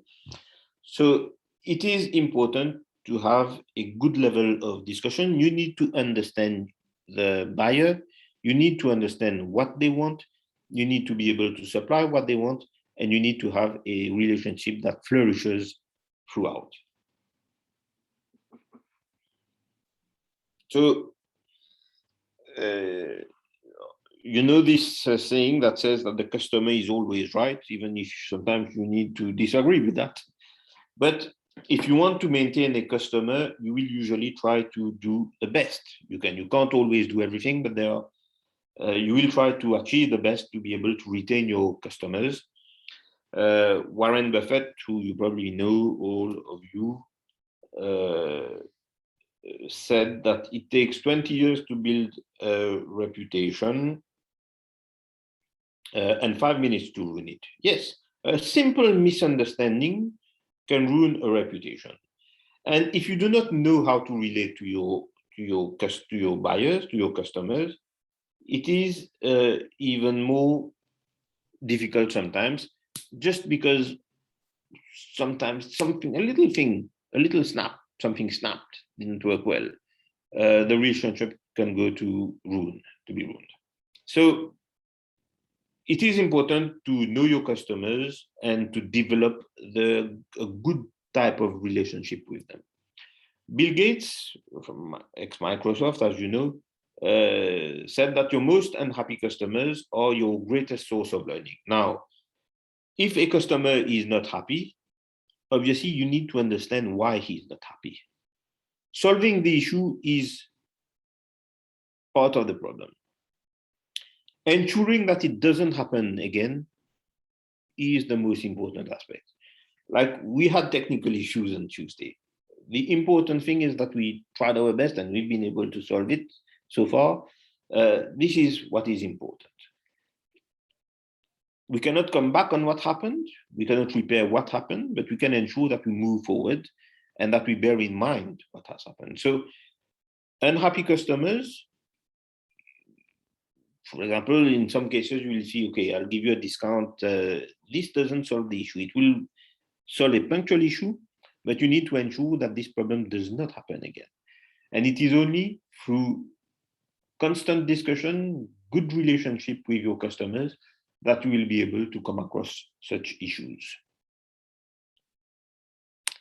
So this is another video from Barry, who gives his views and example of when, well, about the customer being always right. Again, sorry, excuse me. I will not dwell on these videos now, so that we can move on. We're getting to the end of the charm dance principle, getting to the letter E, which is execution. All we've been discussing so far is how do you get your customer, your clients, your exporters to export. But then at the end of the day, the export will have to take place. The shipment will have to take place. You will need to execute an order. Okay? And there is no point discussing all what we've done so far if the order is not going to be executed at the end of the day. So all that we've discussed so far is the background to be able to successfully execute an order. Again, make no mistake, there are exporters who know how they can target a market, who are experienced, but a newcomer in the market, or someone who wants to go into a new market, or someone who wants to get a new product on the market, doesn't always master his market. Therefore, your role as consultants is very important. This is the plus that you need. This is where you add value to your customers. Now, I mentioned something earlier about certifications. There are some products that, for example, exporting fruits or vegetables do not always require that you have high level of certifications. But let's take the case of a company which is producing fruits, exporting their fruits. They've been successful at this business for years, and they find themselves in a situation where, thinking about it, you know, sometimes the fruits that are substandard, I would say, for example, they do not meet the size that is required for export, or which has a little bit less color, which do not look very attractive, results in being wasted. So this company decides, okay, I need to maximize on my production and find other sources of revenues, and how can I minimize my wastage? So one of the possibilities would be to move into processing. Okay, I am a producer of fruits. I will export fruits, obviously. But for all these part of my production, which is substandard, I will get into jams. So that's a different business altogether. Related, yes, but it is a completely different scope of work. First of all, it requires investment, because you can't just get fruits, smash them with a hammer, and then say that you produce jam. It doesn't work. You will need to get a boiler, to get the crusher, to get a mixer, and so on, to get packaging jars to put your jam. And this is what you're going to export. So it is a different business, and this person who has been into producing fruits all his life does not always understand what processing is about. So again, this is where you step in. Now, once they've produced their jam, they end up with a very good quality stuff, and they say, okay, let's go and export this product because it's going to do marvels for us. And you start looking, so they come to see you, consultants, okay, I've got this jam now and I want to export. Where can I export? So you will do your screening, you will look at your markets, and then you say, okay, there are 3 or 4 options. You can export to Russia, which is next door, fair enough. There is nothing much to change in the way we're doing the jams. There is a strong potential to export to France, for example. Okay, could be interesting, but what do they need? And then you do your research and you say, okay, if you need to export to France, you will need to adopt a HACCP certification, a food quality certification. Otherwise, this product will never be accepted on the market. Okay, so this is a part of your role to identify opportunities, but also to advise companies to upgrade themselves, upgrade in terms of equipment because we're moving to processing, but upgrade in terms of quality certifications, of quality assurance, of processes, of the way you keep your records, because you're going to target a country that requires these things. Okay. Now, the day you start exporting to France, you've already implemented the HACCP certification. When you go to your customers in Russia, you can always tell them, okay, now just listen, we've upgraded, we are HACCP certified. So this comes and certifies the quality of our processes and products. And therefore, you can always start and try to negotiate a better price. But what is important is executing the order means that you will need to understand your cost of production, you need to understand your costs, you need to know the market, you need to understand your competitive advantage, you need to have the right network, and you need to have the right setup as well, from a certification perspective, from a logistics perspective. All this is important, otherwise you will not be able to execute the order.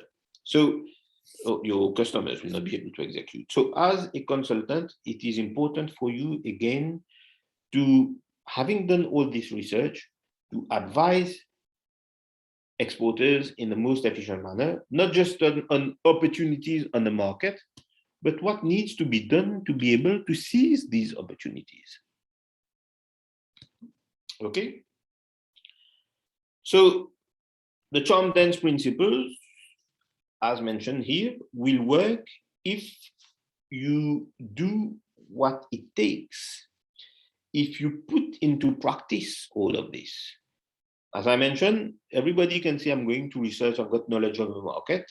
But if you know the market and you're advising a company and say, okay, China, they like this product, this is the place where you need to export tomatoes to China, fair enough. But you do not tell them that, yes, but you need an HACCP certification. Your product will never go anywhere. Okay, so this works if you've done your research and you applied your research. And obviously, only if you execute all these and you execute ultimately the order is where you will be able to reap the benefits. So you've got an overview now of what the charm dance principle are, what they are. I think you've got a good grasp now of all that needs to be done to be able to export. We will now go into further details and especially consider where your inputs are required from a consultant perspective. Okay, so I won't ask you that, but what are the charm dance principles we've just completed? You know now what each of these letters stand for. But in terms, if you look at business practices, it is important to use the charm dance principle. We mentioned earlier that you need to keep checklists and so on. And it is important to understand, for example, if you take a company that you're going to assist, we will not do this case right here, but what I'm saying is, as a consultant, what you could do, it would be advisable at the end of the session that you take a company that you know, that you're going to be willing to help to export.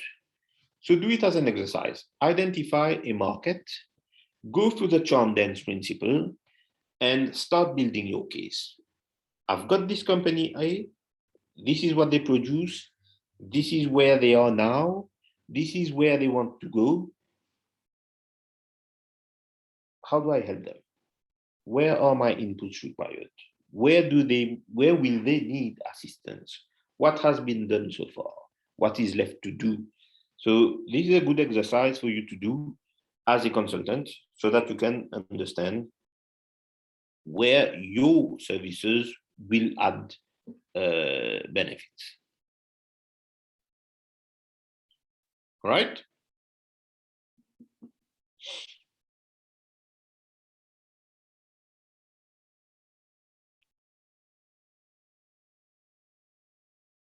So,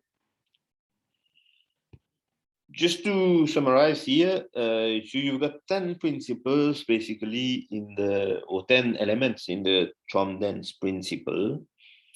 As I mentioned, it is important for you to do a case study, take a company, apply the charm dance principle, and see what needs to be done. But it will also give you an idea of where you need to improve your skills as well. Okay?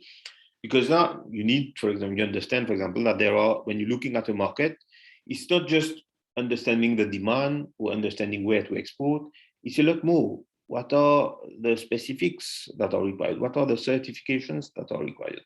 For example, if you're exporting to the Middle East, that's a good example. If you want to export to the Middle East, you want to export to Dubai, it's an open market, it's fairly easily accessible. Maybe one of the requirements would be that you need to have Arabic markings on the packaging, but that's fair enough. But if you are exporting, for example, to Oman, which is just next door, there are documents that need to be certified by an embassy. For example, the sanitary certificate, for example, will need to be certified by an embassy in Turkmenistan. So if you do not have an Oman embassy, it can be done by the Egyptian embassy or the French embassy, but the document needs to be certified. If you send an export and this hasn't been done, either they will not be able to clear the consignment or the importer will have to pay a fine. And obviously, importers do not like to pay fines. If this was to happen, they will go back to the exporter and say, listen, I paid a fine. Now you need to discount this on the selling price. So researching the market is absolutely important. And you will see that the more you research your markets, the more things you will learn and you will understand. You need to know your strengths and weaknesses, and I will come back to that, as I mentioned, in a bit. You need to understand which product will sell and which will not, and always keep asking the question, why should people buy your products?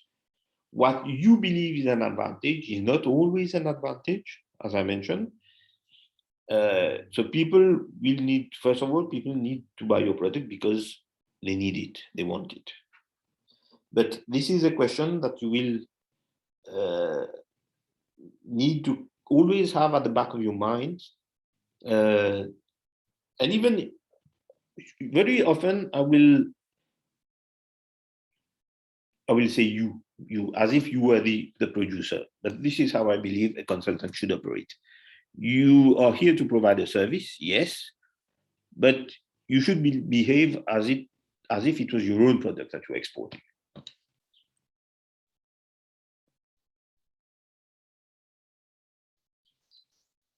So, is a company ready for export? It is very important to answer this question before venturing in export, because you do not want to end up in catastrophes such as this one.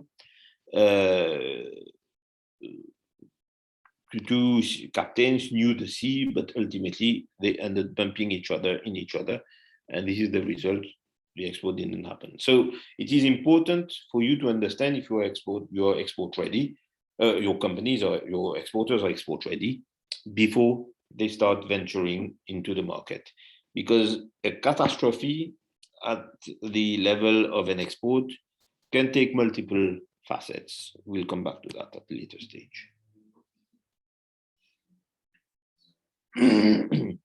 So for you to understand if your clients are ready to export, first of all, you need to ensure that they are willing to adapt their packaging, to adapt their labeling to meet the needs of the target market. If a company says, I've got this product and this is how I will export it. For example, you've got a product in Turkmenistan, written in Russian, whatever, and you believe that this will go straight into Dubai to go on the shelves without adding Arabic markings, it won't work. So it will be important and I think you listened on one of the videos I mentioned yesterday, on Tuesday, we were talking about consistent quality products. And I mentioned at the end of that video that there needs to be a paradigm shift, because this is where exports are heading now. This is how the world is heading now. If you think that export is business as usual, it will not happen, okay? Export needs making concessions, being adaptable, being flexible, adapting products and packaging. This is very important. Second, exports, to be able to export, a company needs to be financially sound. That doesn't mean that we need to have a lot of money in the bank, but it means that you need to be able to find the resources when they are required. And again, as I mentioned, part of your network as consultants is that you need to be well connected with financial institutions, because you will be able to get your exporters off the ground. They need to buy the raw materials before they start producing and before they get paid. So the company needs to be financially sound so that a bank accepts to give it a loan to purchase its raw material, for example. Okay. As an exporter, they need to have established which product will be accepted internationally. You've got companies who may have hundreds of products in their portfolios, but maybe only 2 or 3 of them will sell on export markets. Okay. Why? Because they have the right price, they have the right quality, they have the right certifications, they have the right audience, they have the right demand for these products. There is a competitive advantage for these products, and this is why only these will sell. So it is important to understand which products will sell and which not. You may have, again, I say, 100 of products in your portfolio. That doesn't mean that all of them are exportable. Now, if I look at it from a practical perspective, you could think that, yes, anything can sell. I can export a box of whatever, sweets from Mauritius. Okay. It is an export. But this is not a meaningful export. This is not an export that will make me rich. So when you're talking export, you're talking of regular export, something that is consistent, something that can be developed further, not just a one-off export, which is just for the sake of doing an export. Okay? You need to know your customers and your competitors as well. You need to ensure that you have the right material, the right raw material to be able to export. That means in terms of quality, but also in terms of quantity, because once you've signed the contract, you need to deliver on that contract. So you need to be sure beforehand, okay, catastrophic happens, flooding happens, you may have a very cold winter where production is damaged, but this can be construed as a cas de force majeure. So we'll discuss again later. But otherwise, in normal circumstances, if you sign a contract, you need to ensure that you've got the supply of raw material to be able to fulfill your order.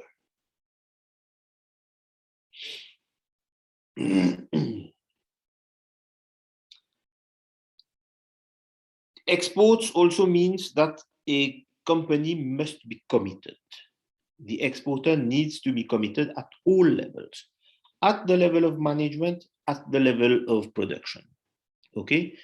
If management says we need to export, but you've got the guys who are in production do not want to adapt the product because they've been doing it the same way always, it won't work. Okay? Everybody needs to be reading from the same page. Everybody needs to be looking in the same direction, and everybody needs to be focused on what's coming next. A company also needs to ensure that they have the skills, they have the resources, and again, this is where a consultant can come in handy, to be able to discuss with customers over there. If you take this guy who's been producing his goods and selling to the shop in the locality all his life, and then all of a sudden, in the middle of Turkmenistan, a small producer producing something and selling in his shop in his small village, and then all of a sudden you tell him, take a guy who's never even traveled or been on a plane, and tell him, you've got a good product. This product can do well, we can export it. Okay. Sometimes he will not even have the skills to relate to a customer because he's never done it. So you need to have the right language to be able to convince and to relate with the customer. Very important. You have a product that also will be able to compete. As I mentioned earlier, the world is becoming a global village. Everybody is now looking to export. So it is even more important to have a product that will be able to compete on the market. If your product in terms of quality or standards or design or look is far from what your competitors are able to get on the market or what the market wants, it won't work. So very important again to have a product that will make it on the market and to have a product that is likely to compete. Okay. You need to have sufficient production capacity, again, because if you're going to export, if you've signed a contract, you need to ensure that you will be able to fulfill on that promise, that you will be able to deliver. So if you're producing for the local market and that your production capacity is almost fulfilled at 95, 99, 100%, don't start venturing on exports unless you're going to increase your production capacity. But if you do not plan to make an investment, I mean, I'm saying you, but your customers, if they do not plan to increase their production capacity and they have already reached the limit, then they will not be able to export. Exporting means ensuring that you will deliver on that. Okay?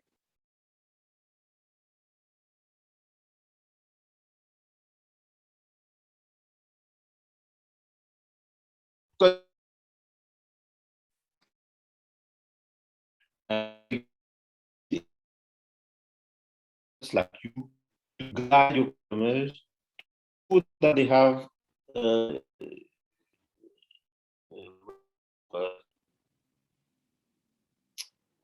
processes well defined, well in place, that they have standards of procedures, that they have also product specifications.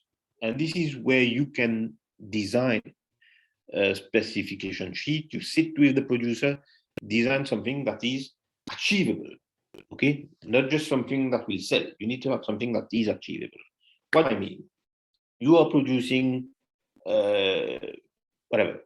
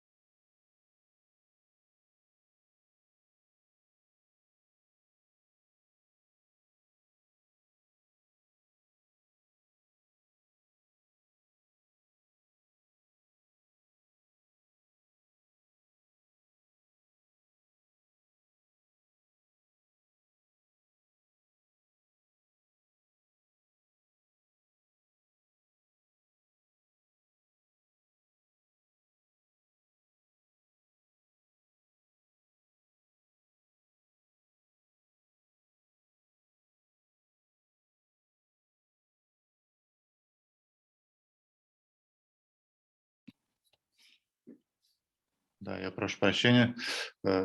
Ресул, ты слышишь нас? Да, слышу. Ашвин Да. пишет, что сейчас присоединяется обратно. Хорошо, да. Просьба подождать. Да, у него проблемы с интернетом.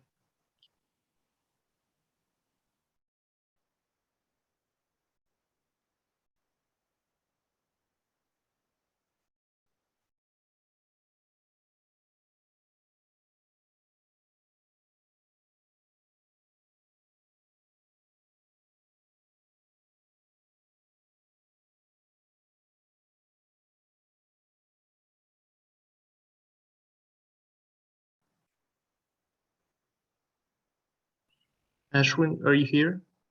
Yeah, I'm back. Sorry, I had some internet issues. I don't know, have I been away for long? Just a minute. Okay, sorry, right. So I think I was discussing about production capacity, I think. So I mentioned that it is important to have sufficient production capacity. No, I was talking of quality products. Yes, it is important when you start venturing in export, therefore, to have specification sheets that that will be adhered to when exporting. So as a consultant, this is also through discussion with customers. You will understand what they want and what the market wants. So you need to be able to help your exporters devise a product specification sheet that will state the key features of the products that are being offered. And again, it is important to put the right information on these statements, on these specification sheets. Not just something that is coming out of the mind like this. It has to be well thought, because this is the first point of sale that you will have. A customer will first of you ask you, okay, what about your products? What can you tell me about your products? So if you were exporting watermelons, for example, you will have to Excuse tell me, them. Mr. Ashween. Yes. I'm sorry, but we cannot see your slides. Could you please share your Okay, slide so with us? yes, sorry, let me just go back.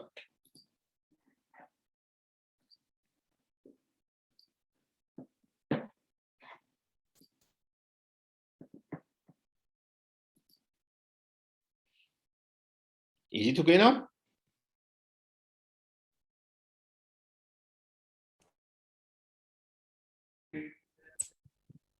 Yeah.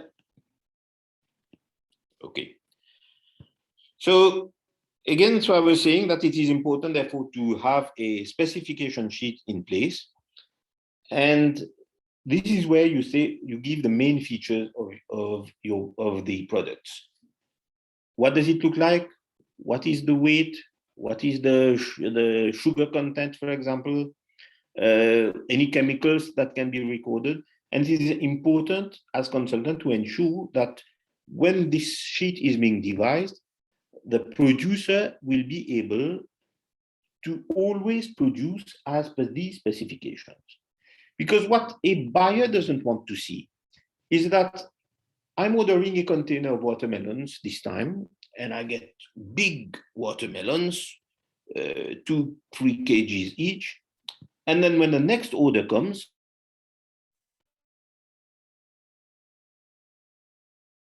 they're all very small and tiny. How do you sell that to a customer? How do you put that on the market? I mentioned yesterday in that video about consistent quality that it is important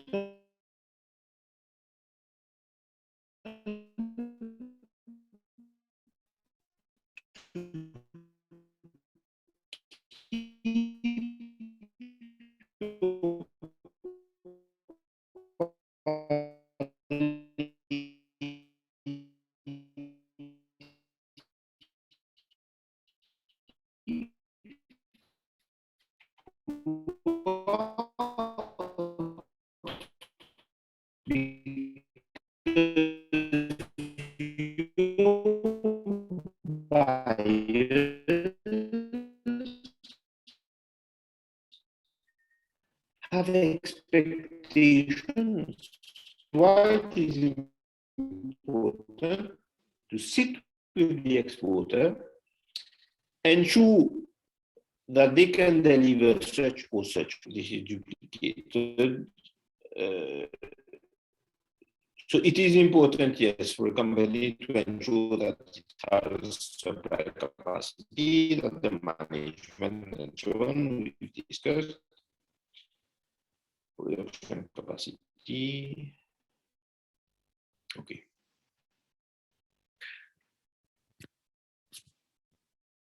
To something that was discussed on Tuesday,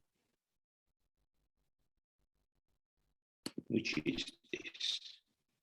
So I mentioned at the beginning that it is important good situational analysis of your export and on the market, on the export market. And I've also mentioned that any analysis you do will have to be refreshed. If, for example, you're exporting to a country A and you want to assist your companies go into country B, you will need to have to do another country because, for example, they have their own production of the same product. So you will have to look at what your strengths are with regards to these two countries you're targeting and do your SWOT analysis all over again. So a SWOT analysis is a tool that is flexible, that you can adapt, and that you will have to adapt whenever you're taking on a new project. Just take at the level of the firm, for example. If you, as a consultant, were to conduct your role in Turkmenistan, you've got, and you will say, okay, as a consultant, these are my strengths. I'm very strong in business development, but I'm very strong in business development on the market, the local market. I know Turkmenistan very well. We're in the south of the country. You want to export to the north of the country. I know it like that. You know, these are your strengths. But what are your strengths when it comes to export markets? Okay, I've done a lot of exports when I was working wherever in China. So I've got the strength in the Chinese market. My weaknesses, I don't know the Middle East so much. Okay. So this is your SWOT analysis as a competitor. So now a company comes and see you specifically to target China. Okay. So you will do your SWOT analysis again, and you will say, okay, my strength is that I know very well the Chinese market, but in your weaknesses, there's no need to mention that I don't know the Middle East market. You see? So because the focus has changed, your SWOT analysis about yourself has also changed.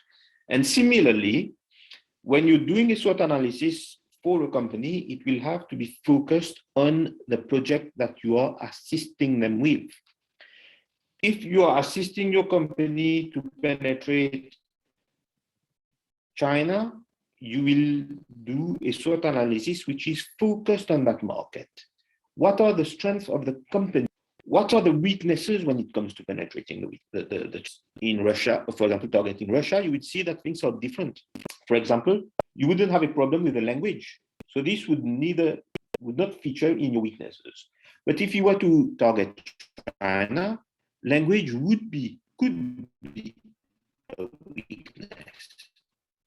Now, if you're going to target Australia, which is miles and far away, your weaknesses will have which you do not master. Okay. So, sorry. It is important for you as consultants, even if you've conducted a SWOT analysis beforehand with your customer, you need to adjust that information whenever you're taking them on a new project. This is very important. And analysis is done. You're doing a new business plan for a company, you just cut paste. No, it has to be done all over again. It has to be adapted. Okay, so the elements that would go in a SWOT analysis are the same, but the perspective with which you look at them will change. And this is why it is important to do it all over again. Okay, so that is, again, very, very important. Do not rest on your laurels. Do not believe that once we've done a SWOT analysis, it's done. Now, if we look at it from a market perspective, you are a consultant and you decide to go because you've researched the market in China very well. You researched the market in Japan very well. You've conducted, so you're now going to see companies in Turkmenistan to offer your services, and you're going to them as a market expert. So here we are. I'm a consultant. I'm an expert in China. I'm an expert in Japan. I've done so much research. Yes. And you start talking about these markets very well. But if you've done your research on Japan and China with the idea of selling furniture. You cannot take the same research that you've done to go and see a producer in the food sector, you see? So again, all the research that has been done, if it is product specific. So when you go and see your companies in Turkmenistan, you will have to adjust your research. So again, the SWOT analysis from both perspectives will have to be adjusted. And it is something that is dynamic, as I mentioned. There is analysis that is static, that you believe that once we've done it, it stays forever. It doesn't work. Your company develops new products, and you are looking. So your company that you're supporting is exporting watermelon to China, and then they now come up on the market with tomatoes. Again, you will have to do your analysis with that in mind, that, okay, we're targeting China, but with a different product. Because your threats, for example, while you may have not had any competition when you were selling watermelons, you may have a lot more competition when you are selling tomatoes. So again, this has to be adjusted. This is also a slide that was on the presentation last week, but again, this is where I want you to see it from a consultant perspective with a different eye. You are assisting an organization, a company, to go into exports. So you need to obviously understand what this company is about, how do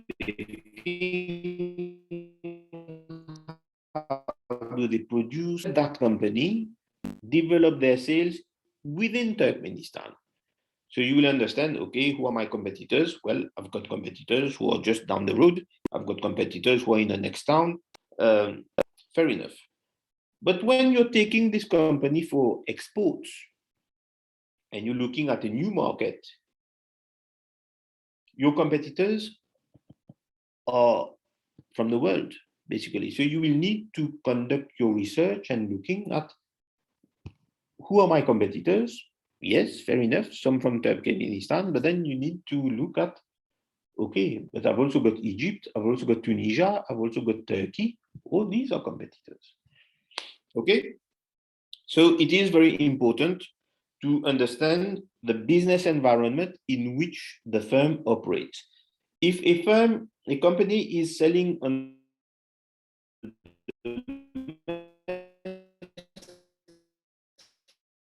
market,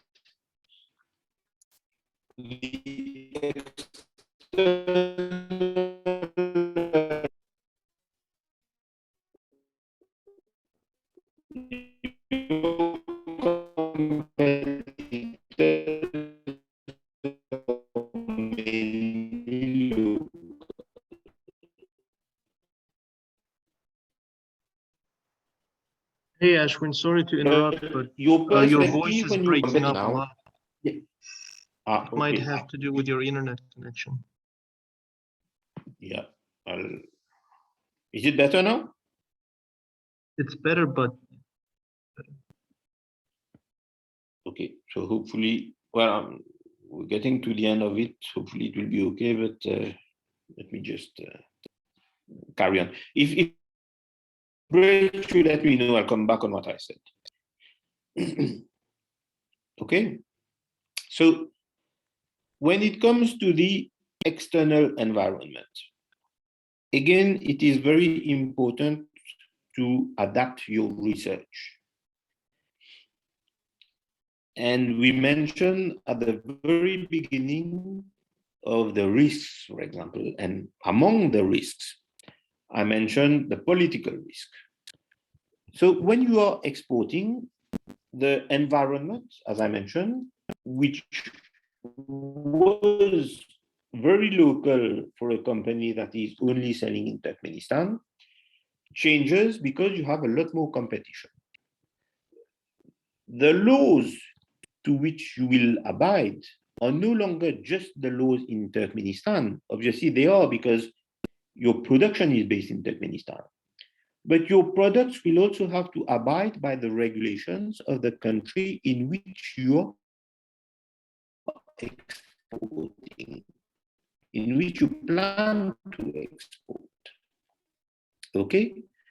So when you are doing a pest analysis, which is basically a view of the environment in which the firm will operate, you will have to do it all over again as you did for the SWOT analysis if you're looking at a new country. If you want to export to, before exporting, you are in Turkmenistan, selling within Turkmenistan, okay, the political factors are the political factors of the country. So the government can change regulations, the government can amend laws, which are the purchasing power of the people, the transportation costs, which due to fuel fluctuations, to oil and gas fluctuations, technological factors, such as the type of social factors. For example, you know the demographics of the country, whether the population is aging, whether you see. So these are elements that you will take into consideration building your pest analysis in Turkmenistan. Now, you want to start exporting to China. What you will have to look at is what may happen in China. From a political perspective, okay, it is fairly stable. They don't tend to change the will develop a pest analysis with China in focus.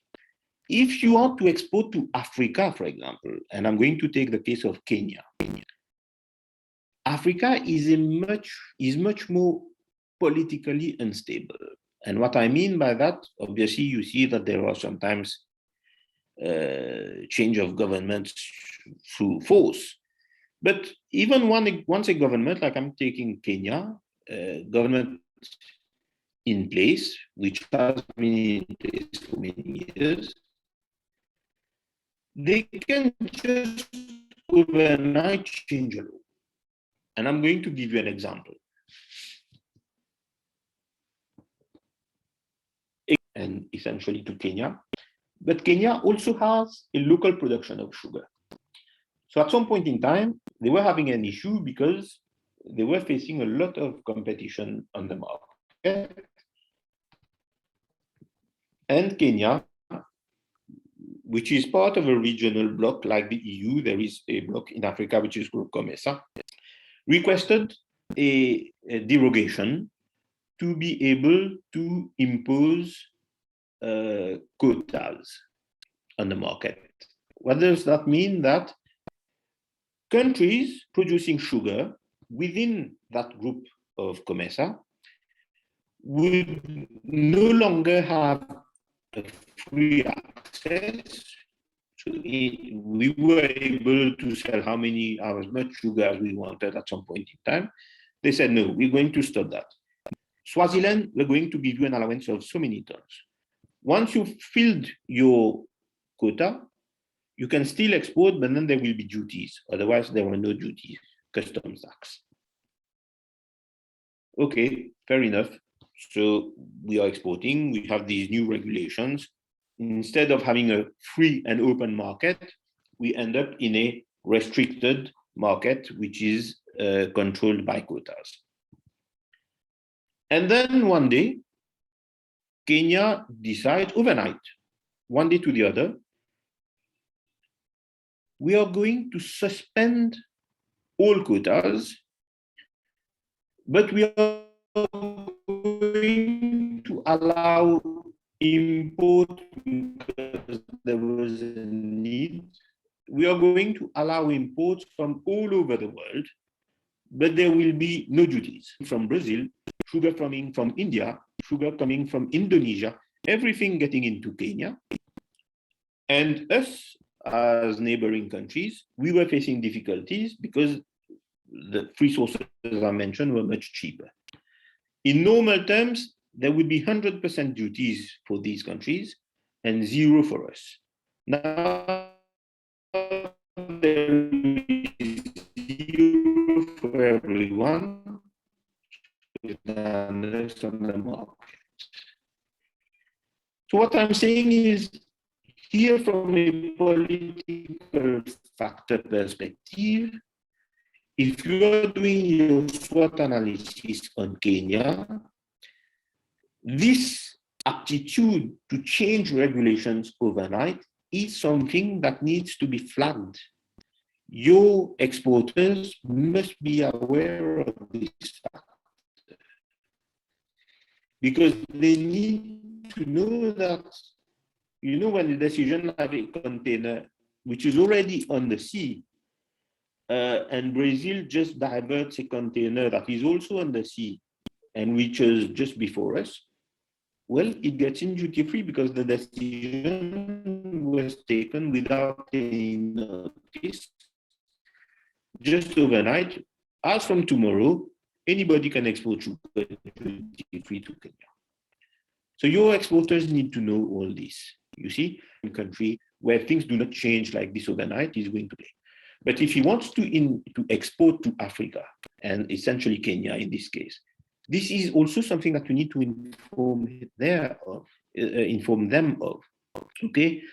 So as a consultant, it is vital for you, when you are conducting research, to provide appropriate, updated, and truthful information to your exporters, because these are things that they will not necessarily know, but these are things that you will know.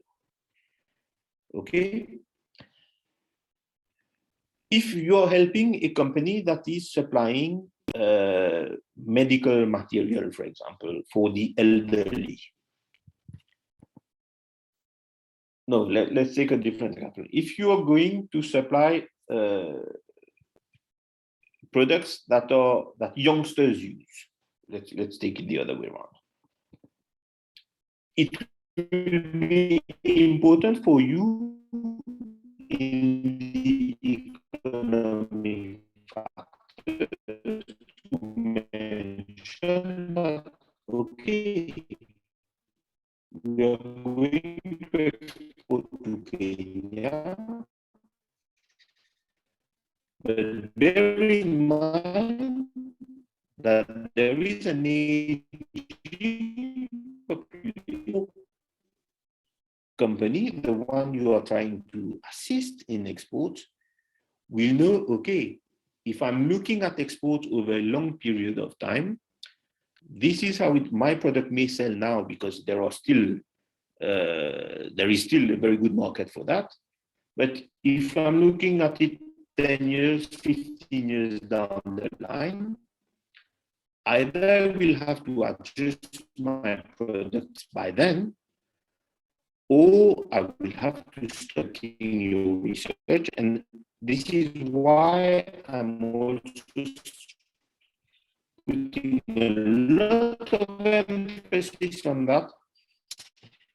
It is important when you are doing your research to adapt that research for each market that you are going to target.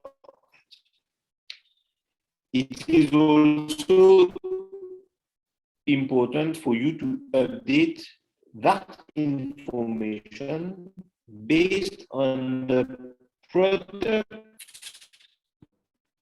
that are going to be considered.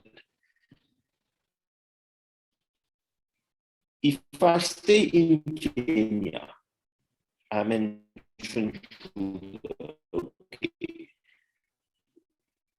The time more need for wheelchairs, so it is an important aging population, so there is an interest from that perspective. Ashwin, sorry to interrupt. There is a Ashwin, sorry to interrupt. can be sustained at some point in time. Okay, Ashwin? Yeah. You're ever since you re-entered the Yes. meeting, your voice is breaking up and it's basically incomprehensible. Yep. Yes. I'm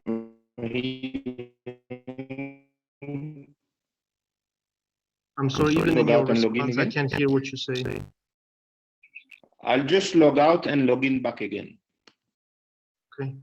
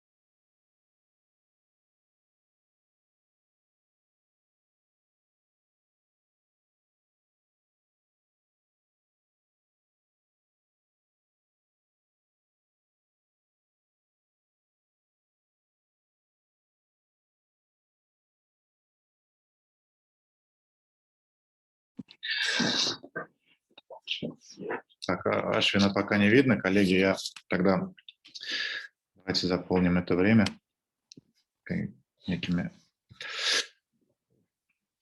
Приносим еще раз извинения за технические неполадки, как-то не продолжается еще до конца решить это все. А вот Ашвина вижу. Hi, Ashwin.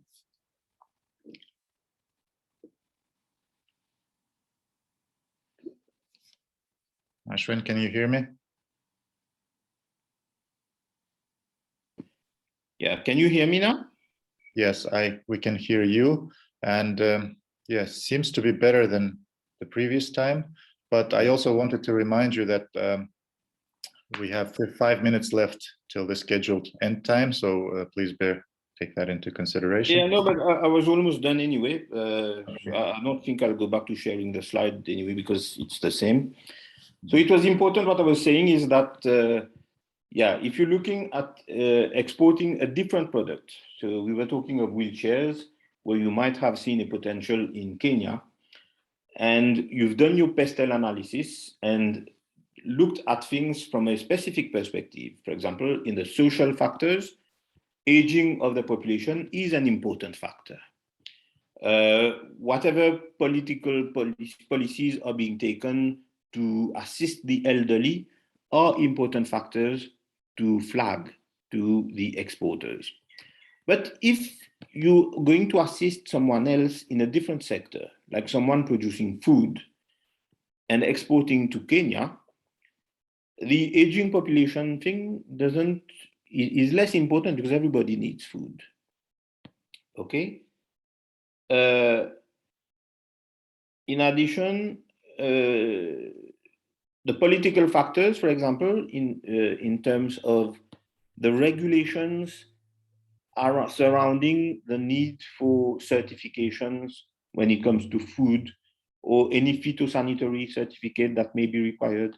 These are things that will need to then flag in to these exporters. So again, what I'm saying is when you are conducting an analysis, it has to be adapted to the company that you are supporting, to the product that is or are being looked into, to the market that you are targeting as well. So it is important to bear that in mind and therefore adjust your research depending on if any of these factors are changing. So I think we've covered it all for today. We've completed the charm dense principles. We'll move to other things. I think I've given you insights also as regards to the way you need to conduct your research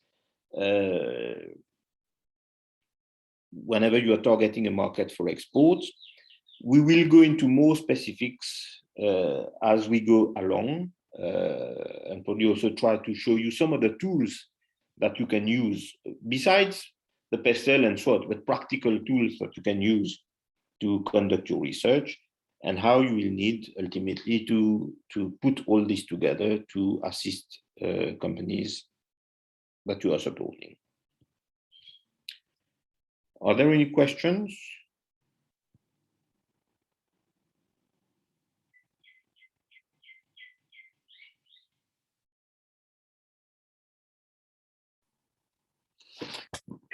Thank you, Ashween. Seems like there are no questions from the participants.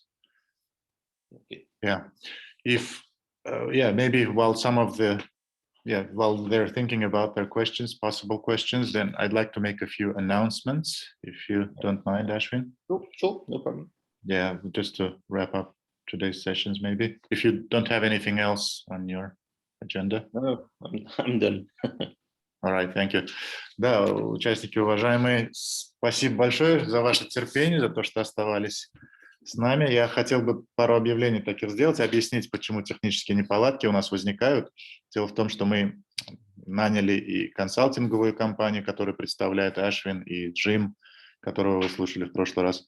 И техническая сторона нашего тренинга обеспечивается Международным цифровым университетом, который базируется в Каире, в Египте. И они, как вы знаете, обеспечивают нас платформой, где сохраняются все материалы. Уже имеются многие видео, материалы презентации и будут сохраняться видеозаписи. Это все делается, чтобы дать вам возможность иметь дальнейший доступ ко всем материалам тренинга. Поэтому вот такие дополнительные сложности возникают. Поэтому, да, взываем к вашему терпению и постараемся, потихоньку уже решаем некоторые вопросы, например, с синхронным переводом, и будем дальше решать остающиеся вопросы технические.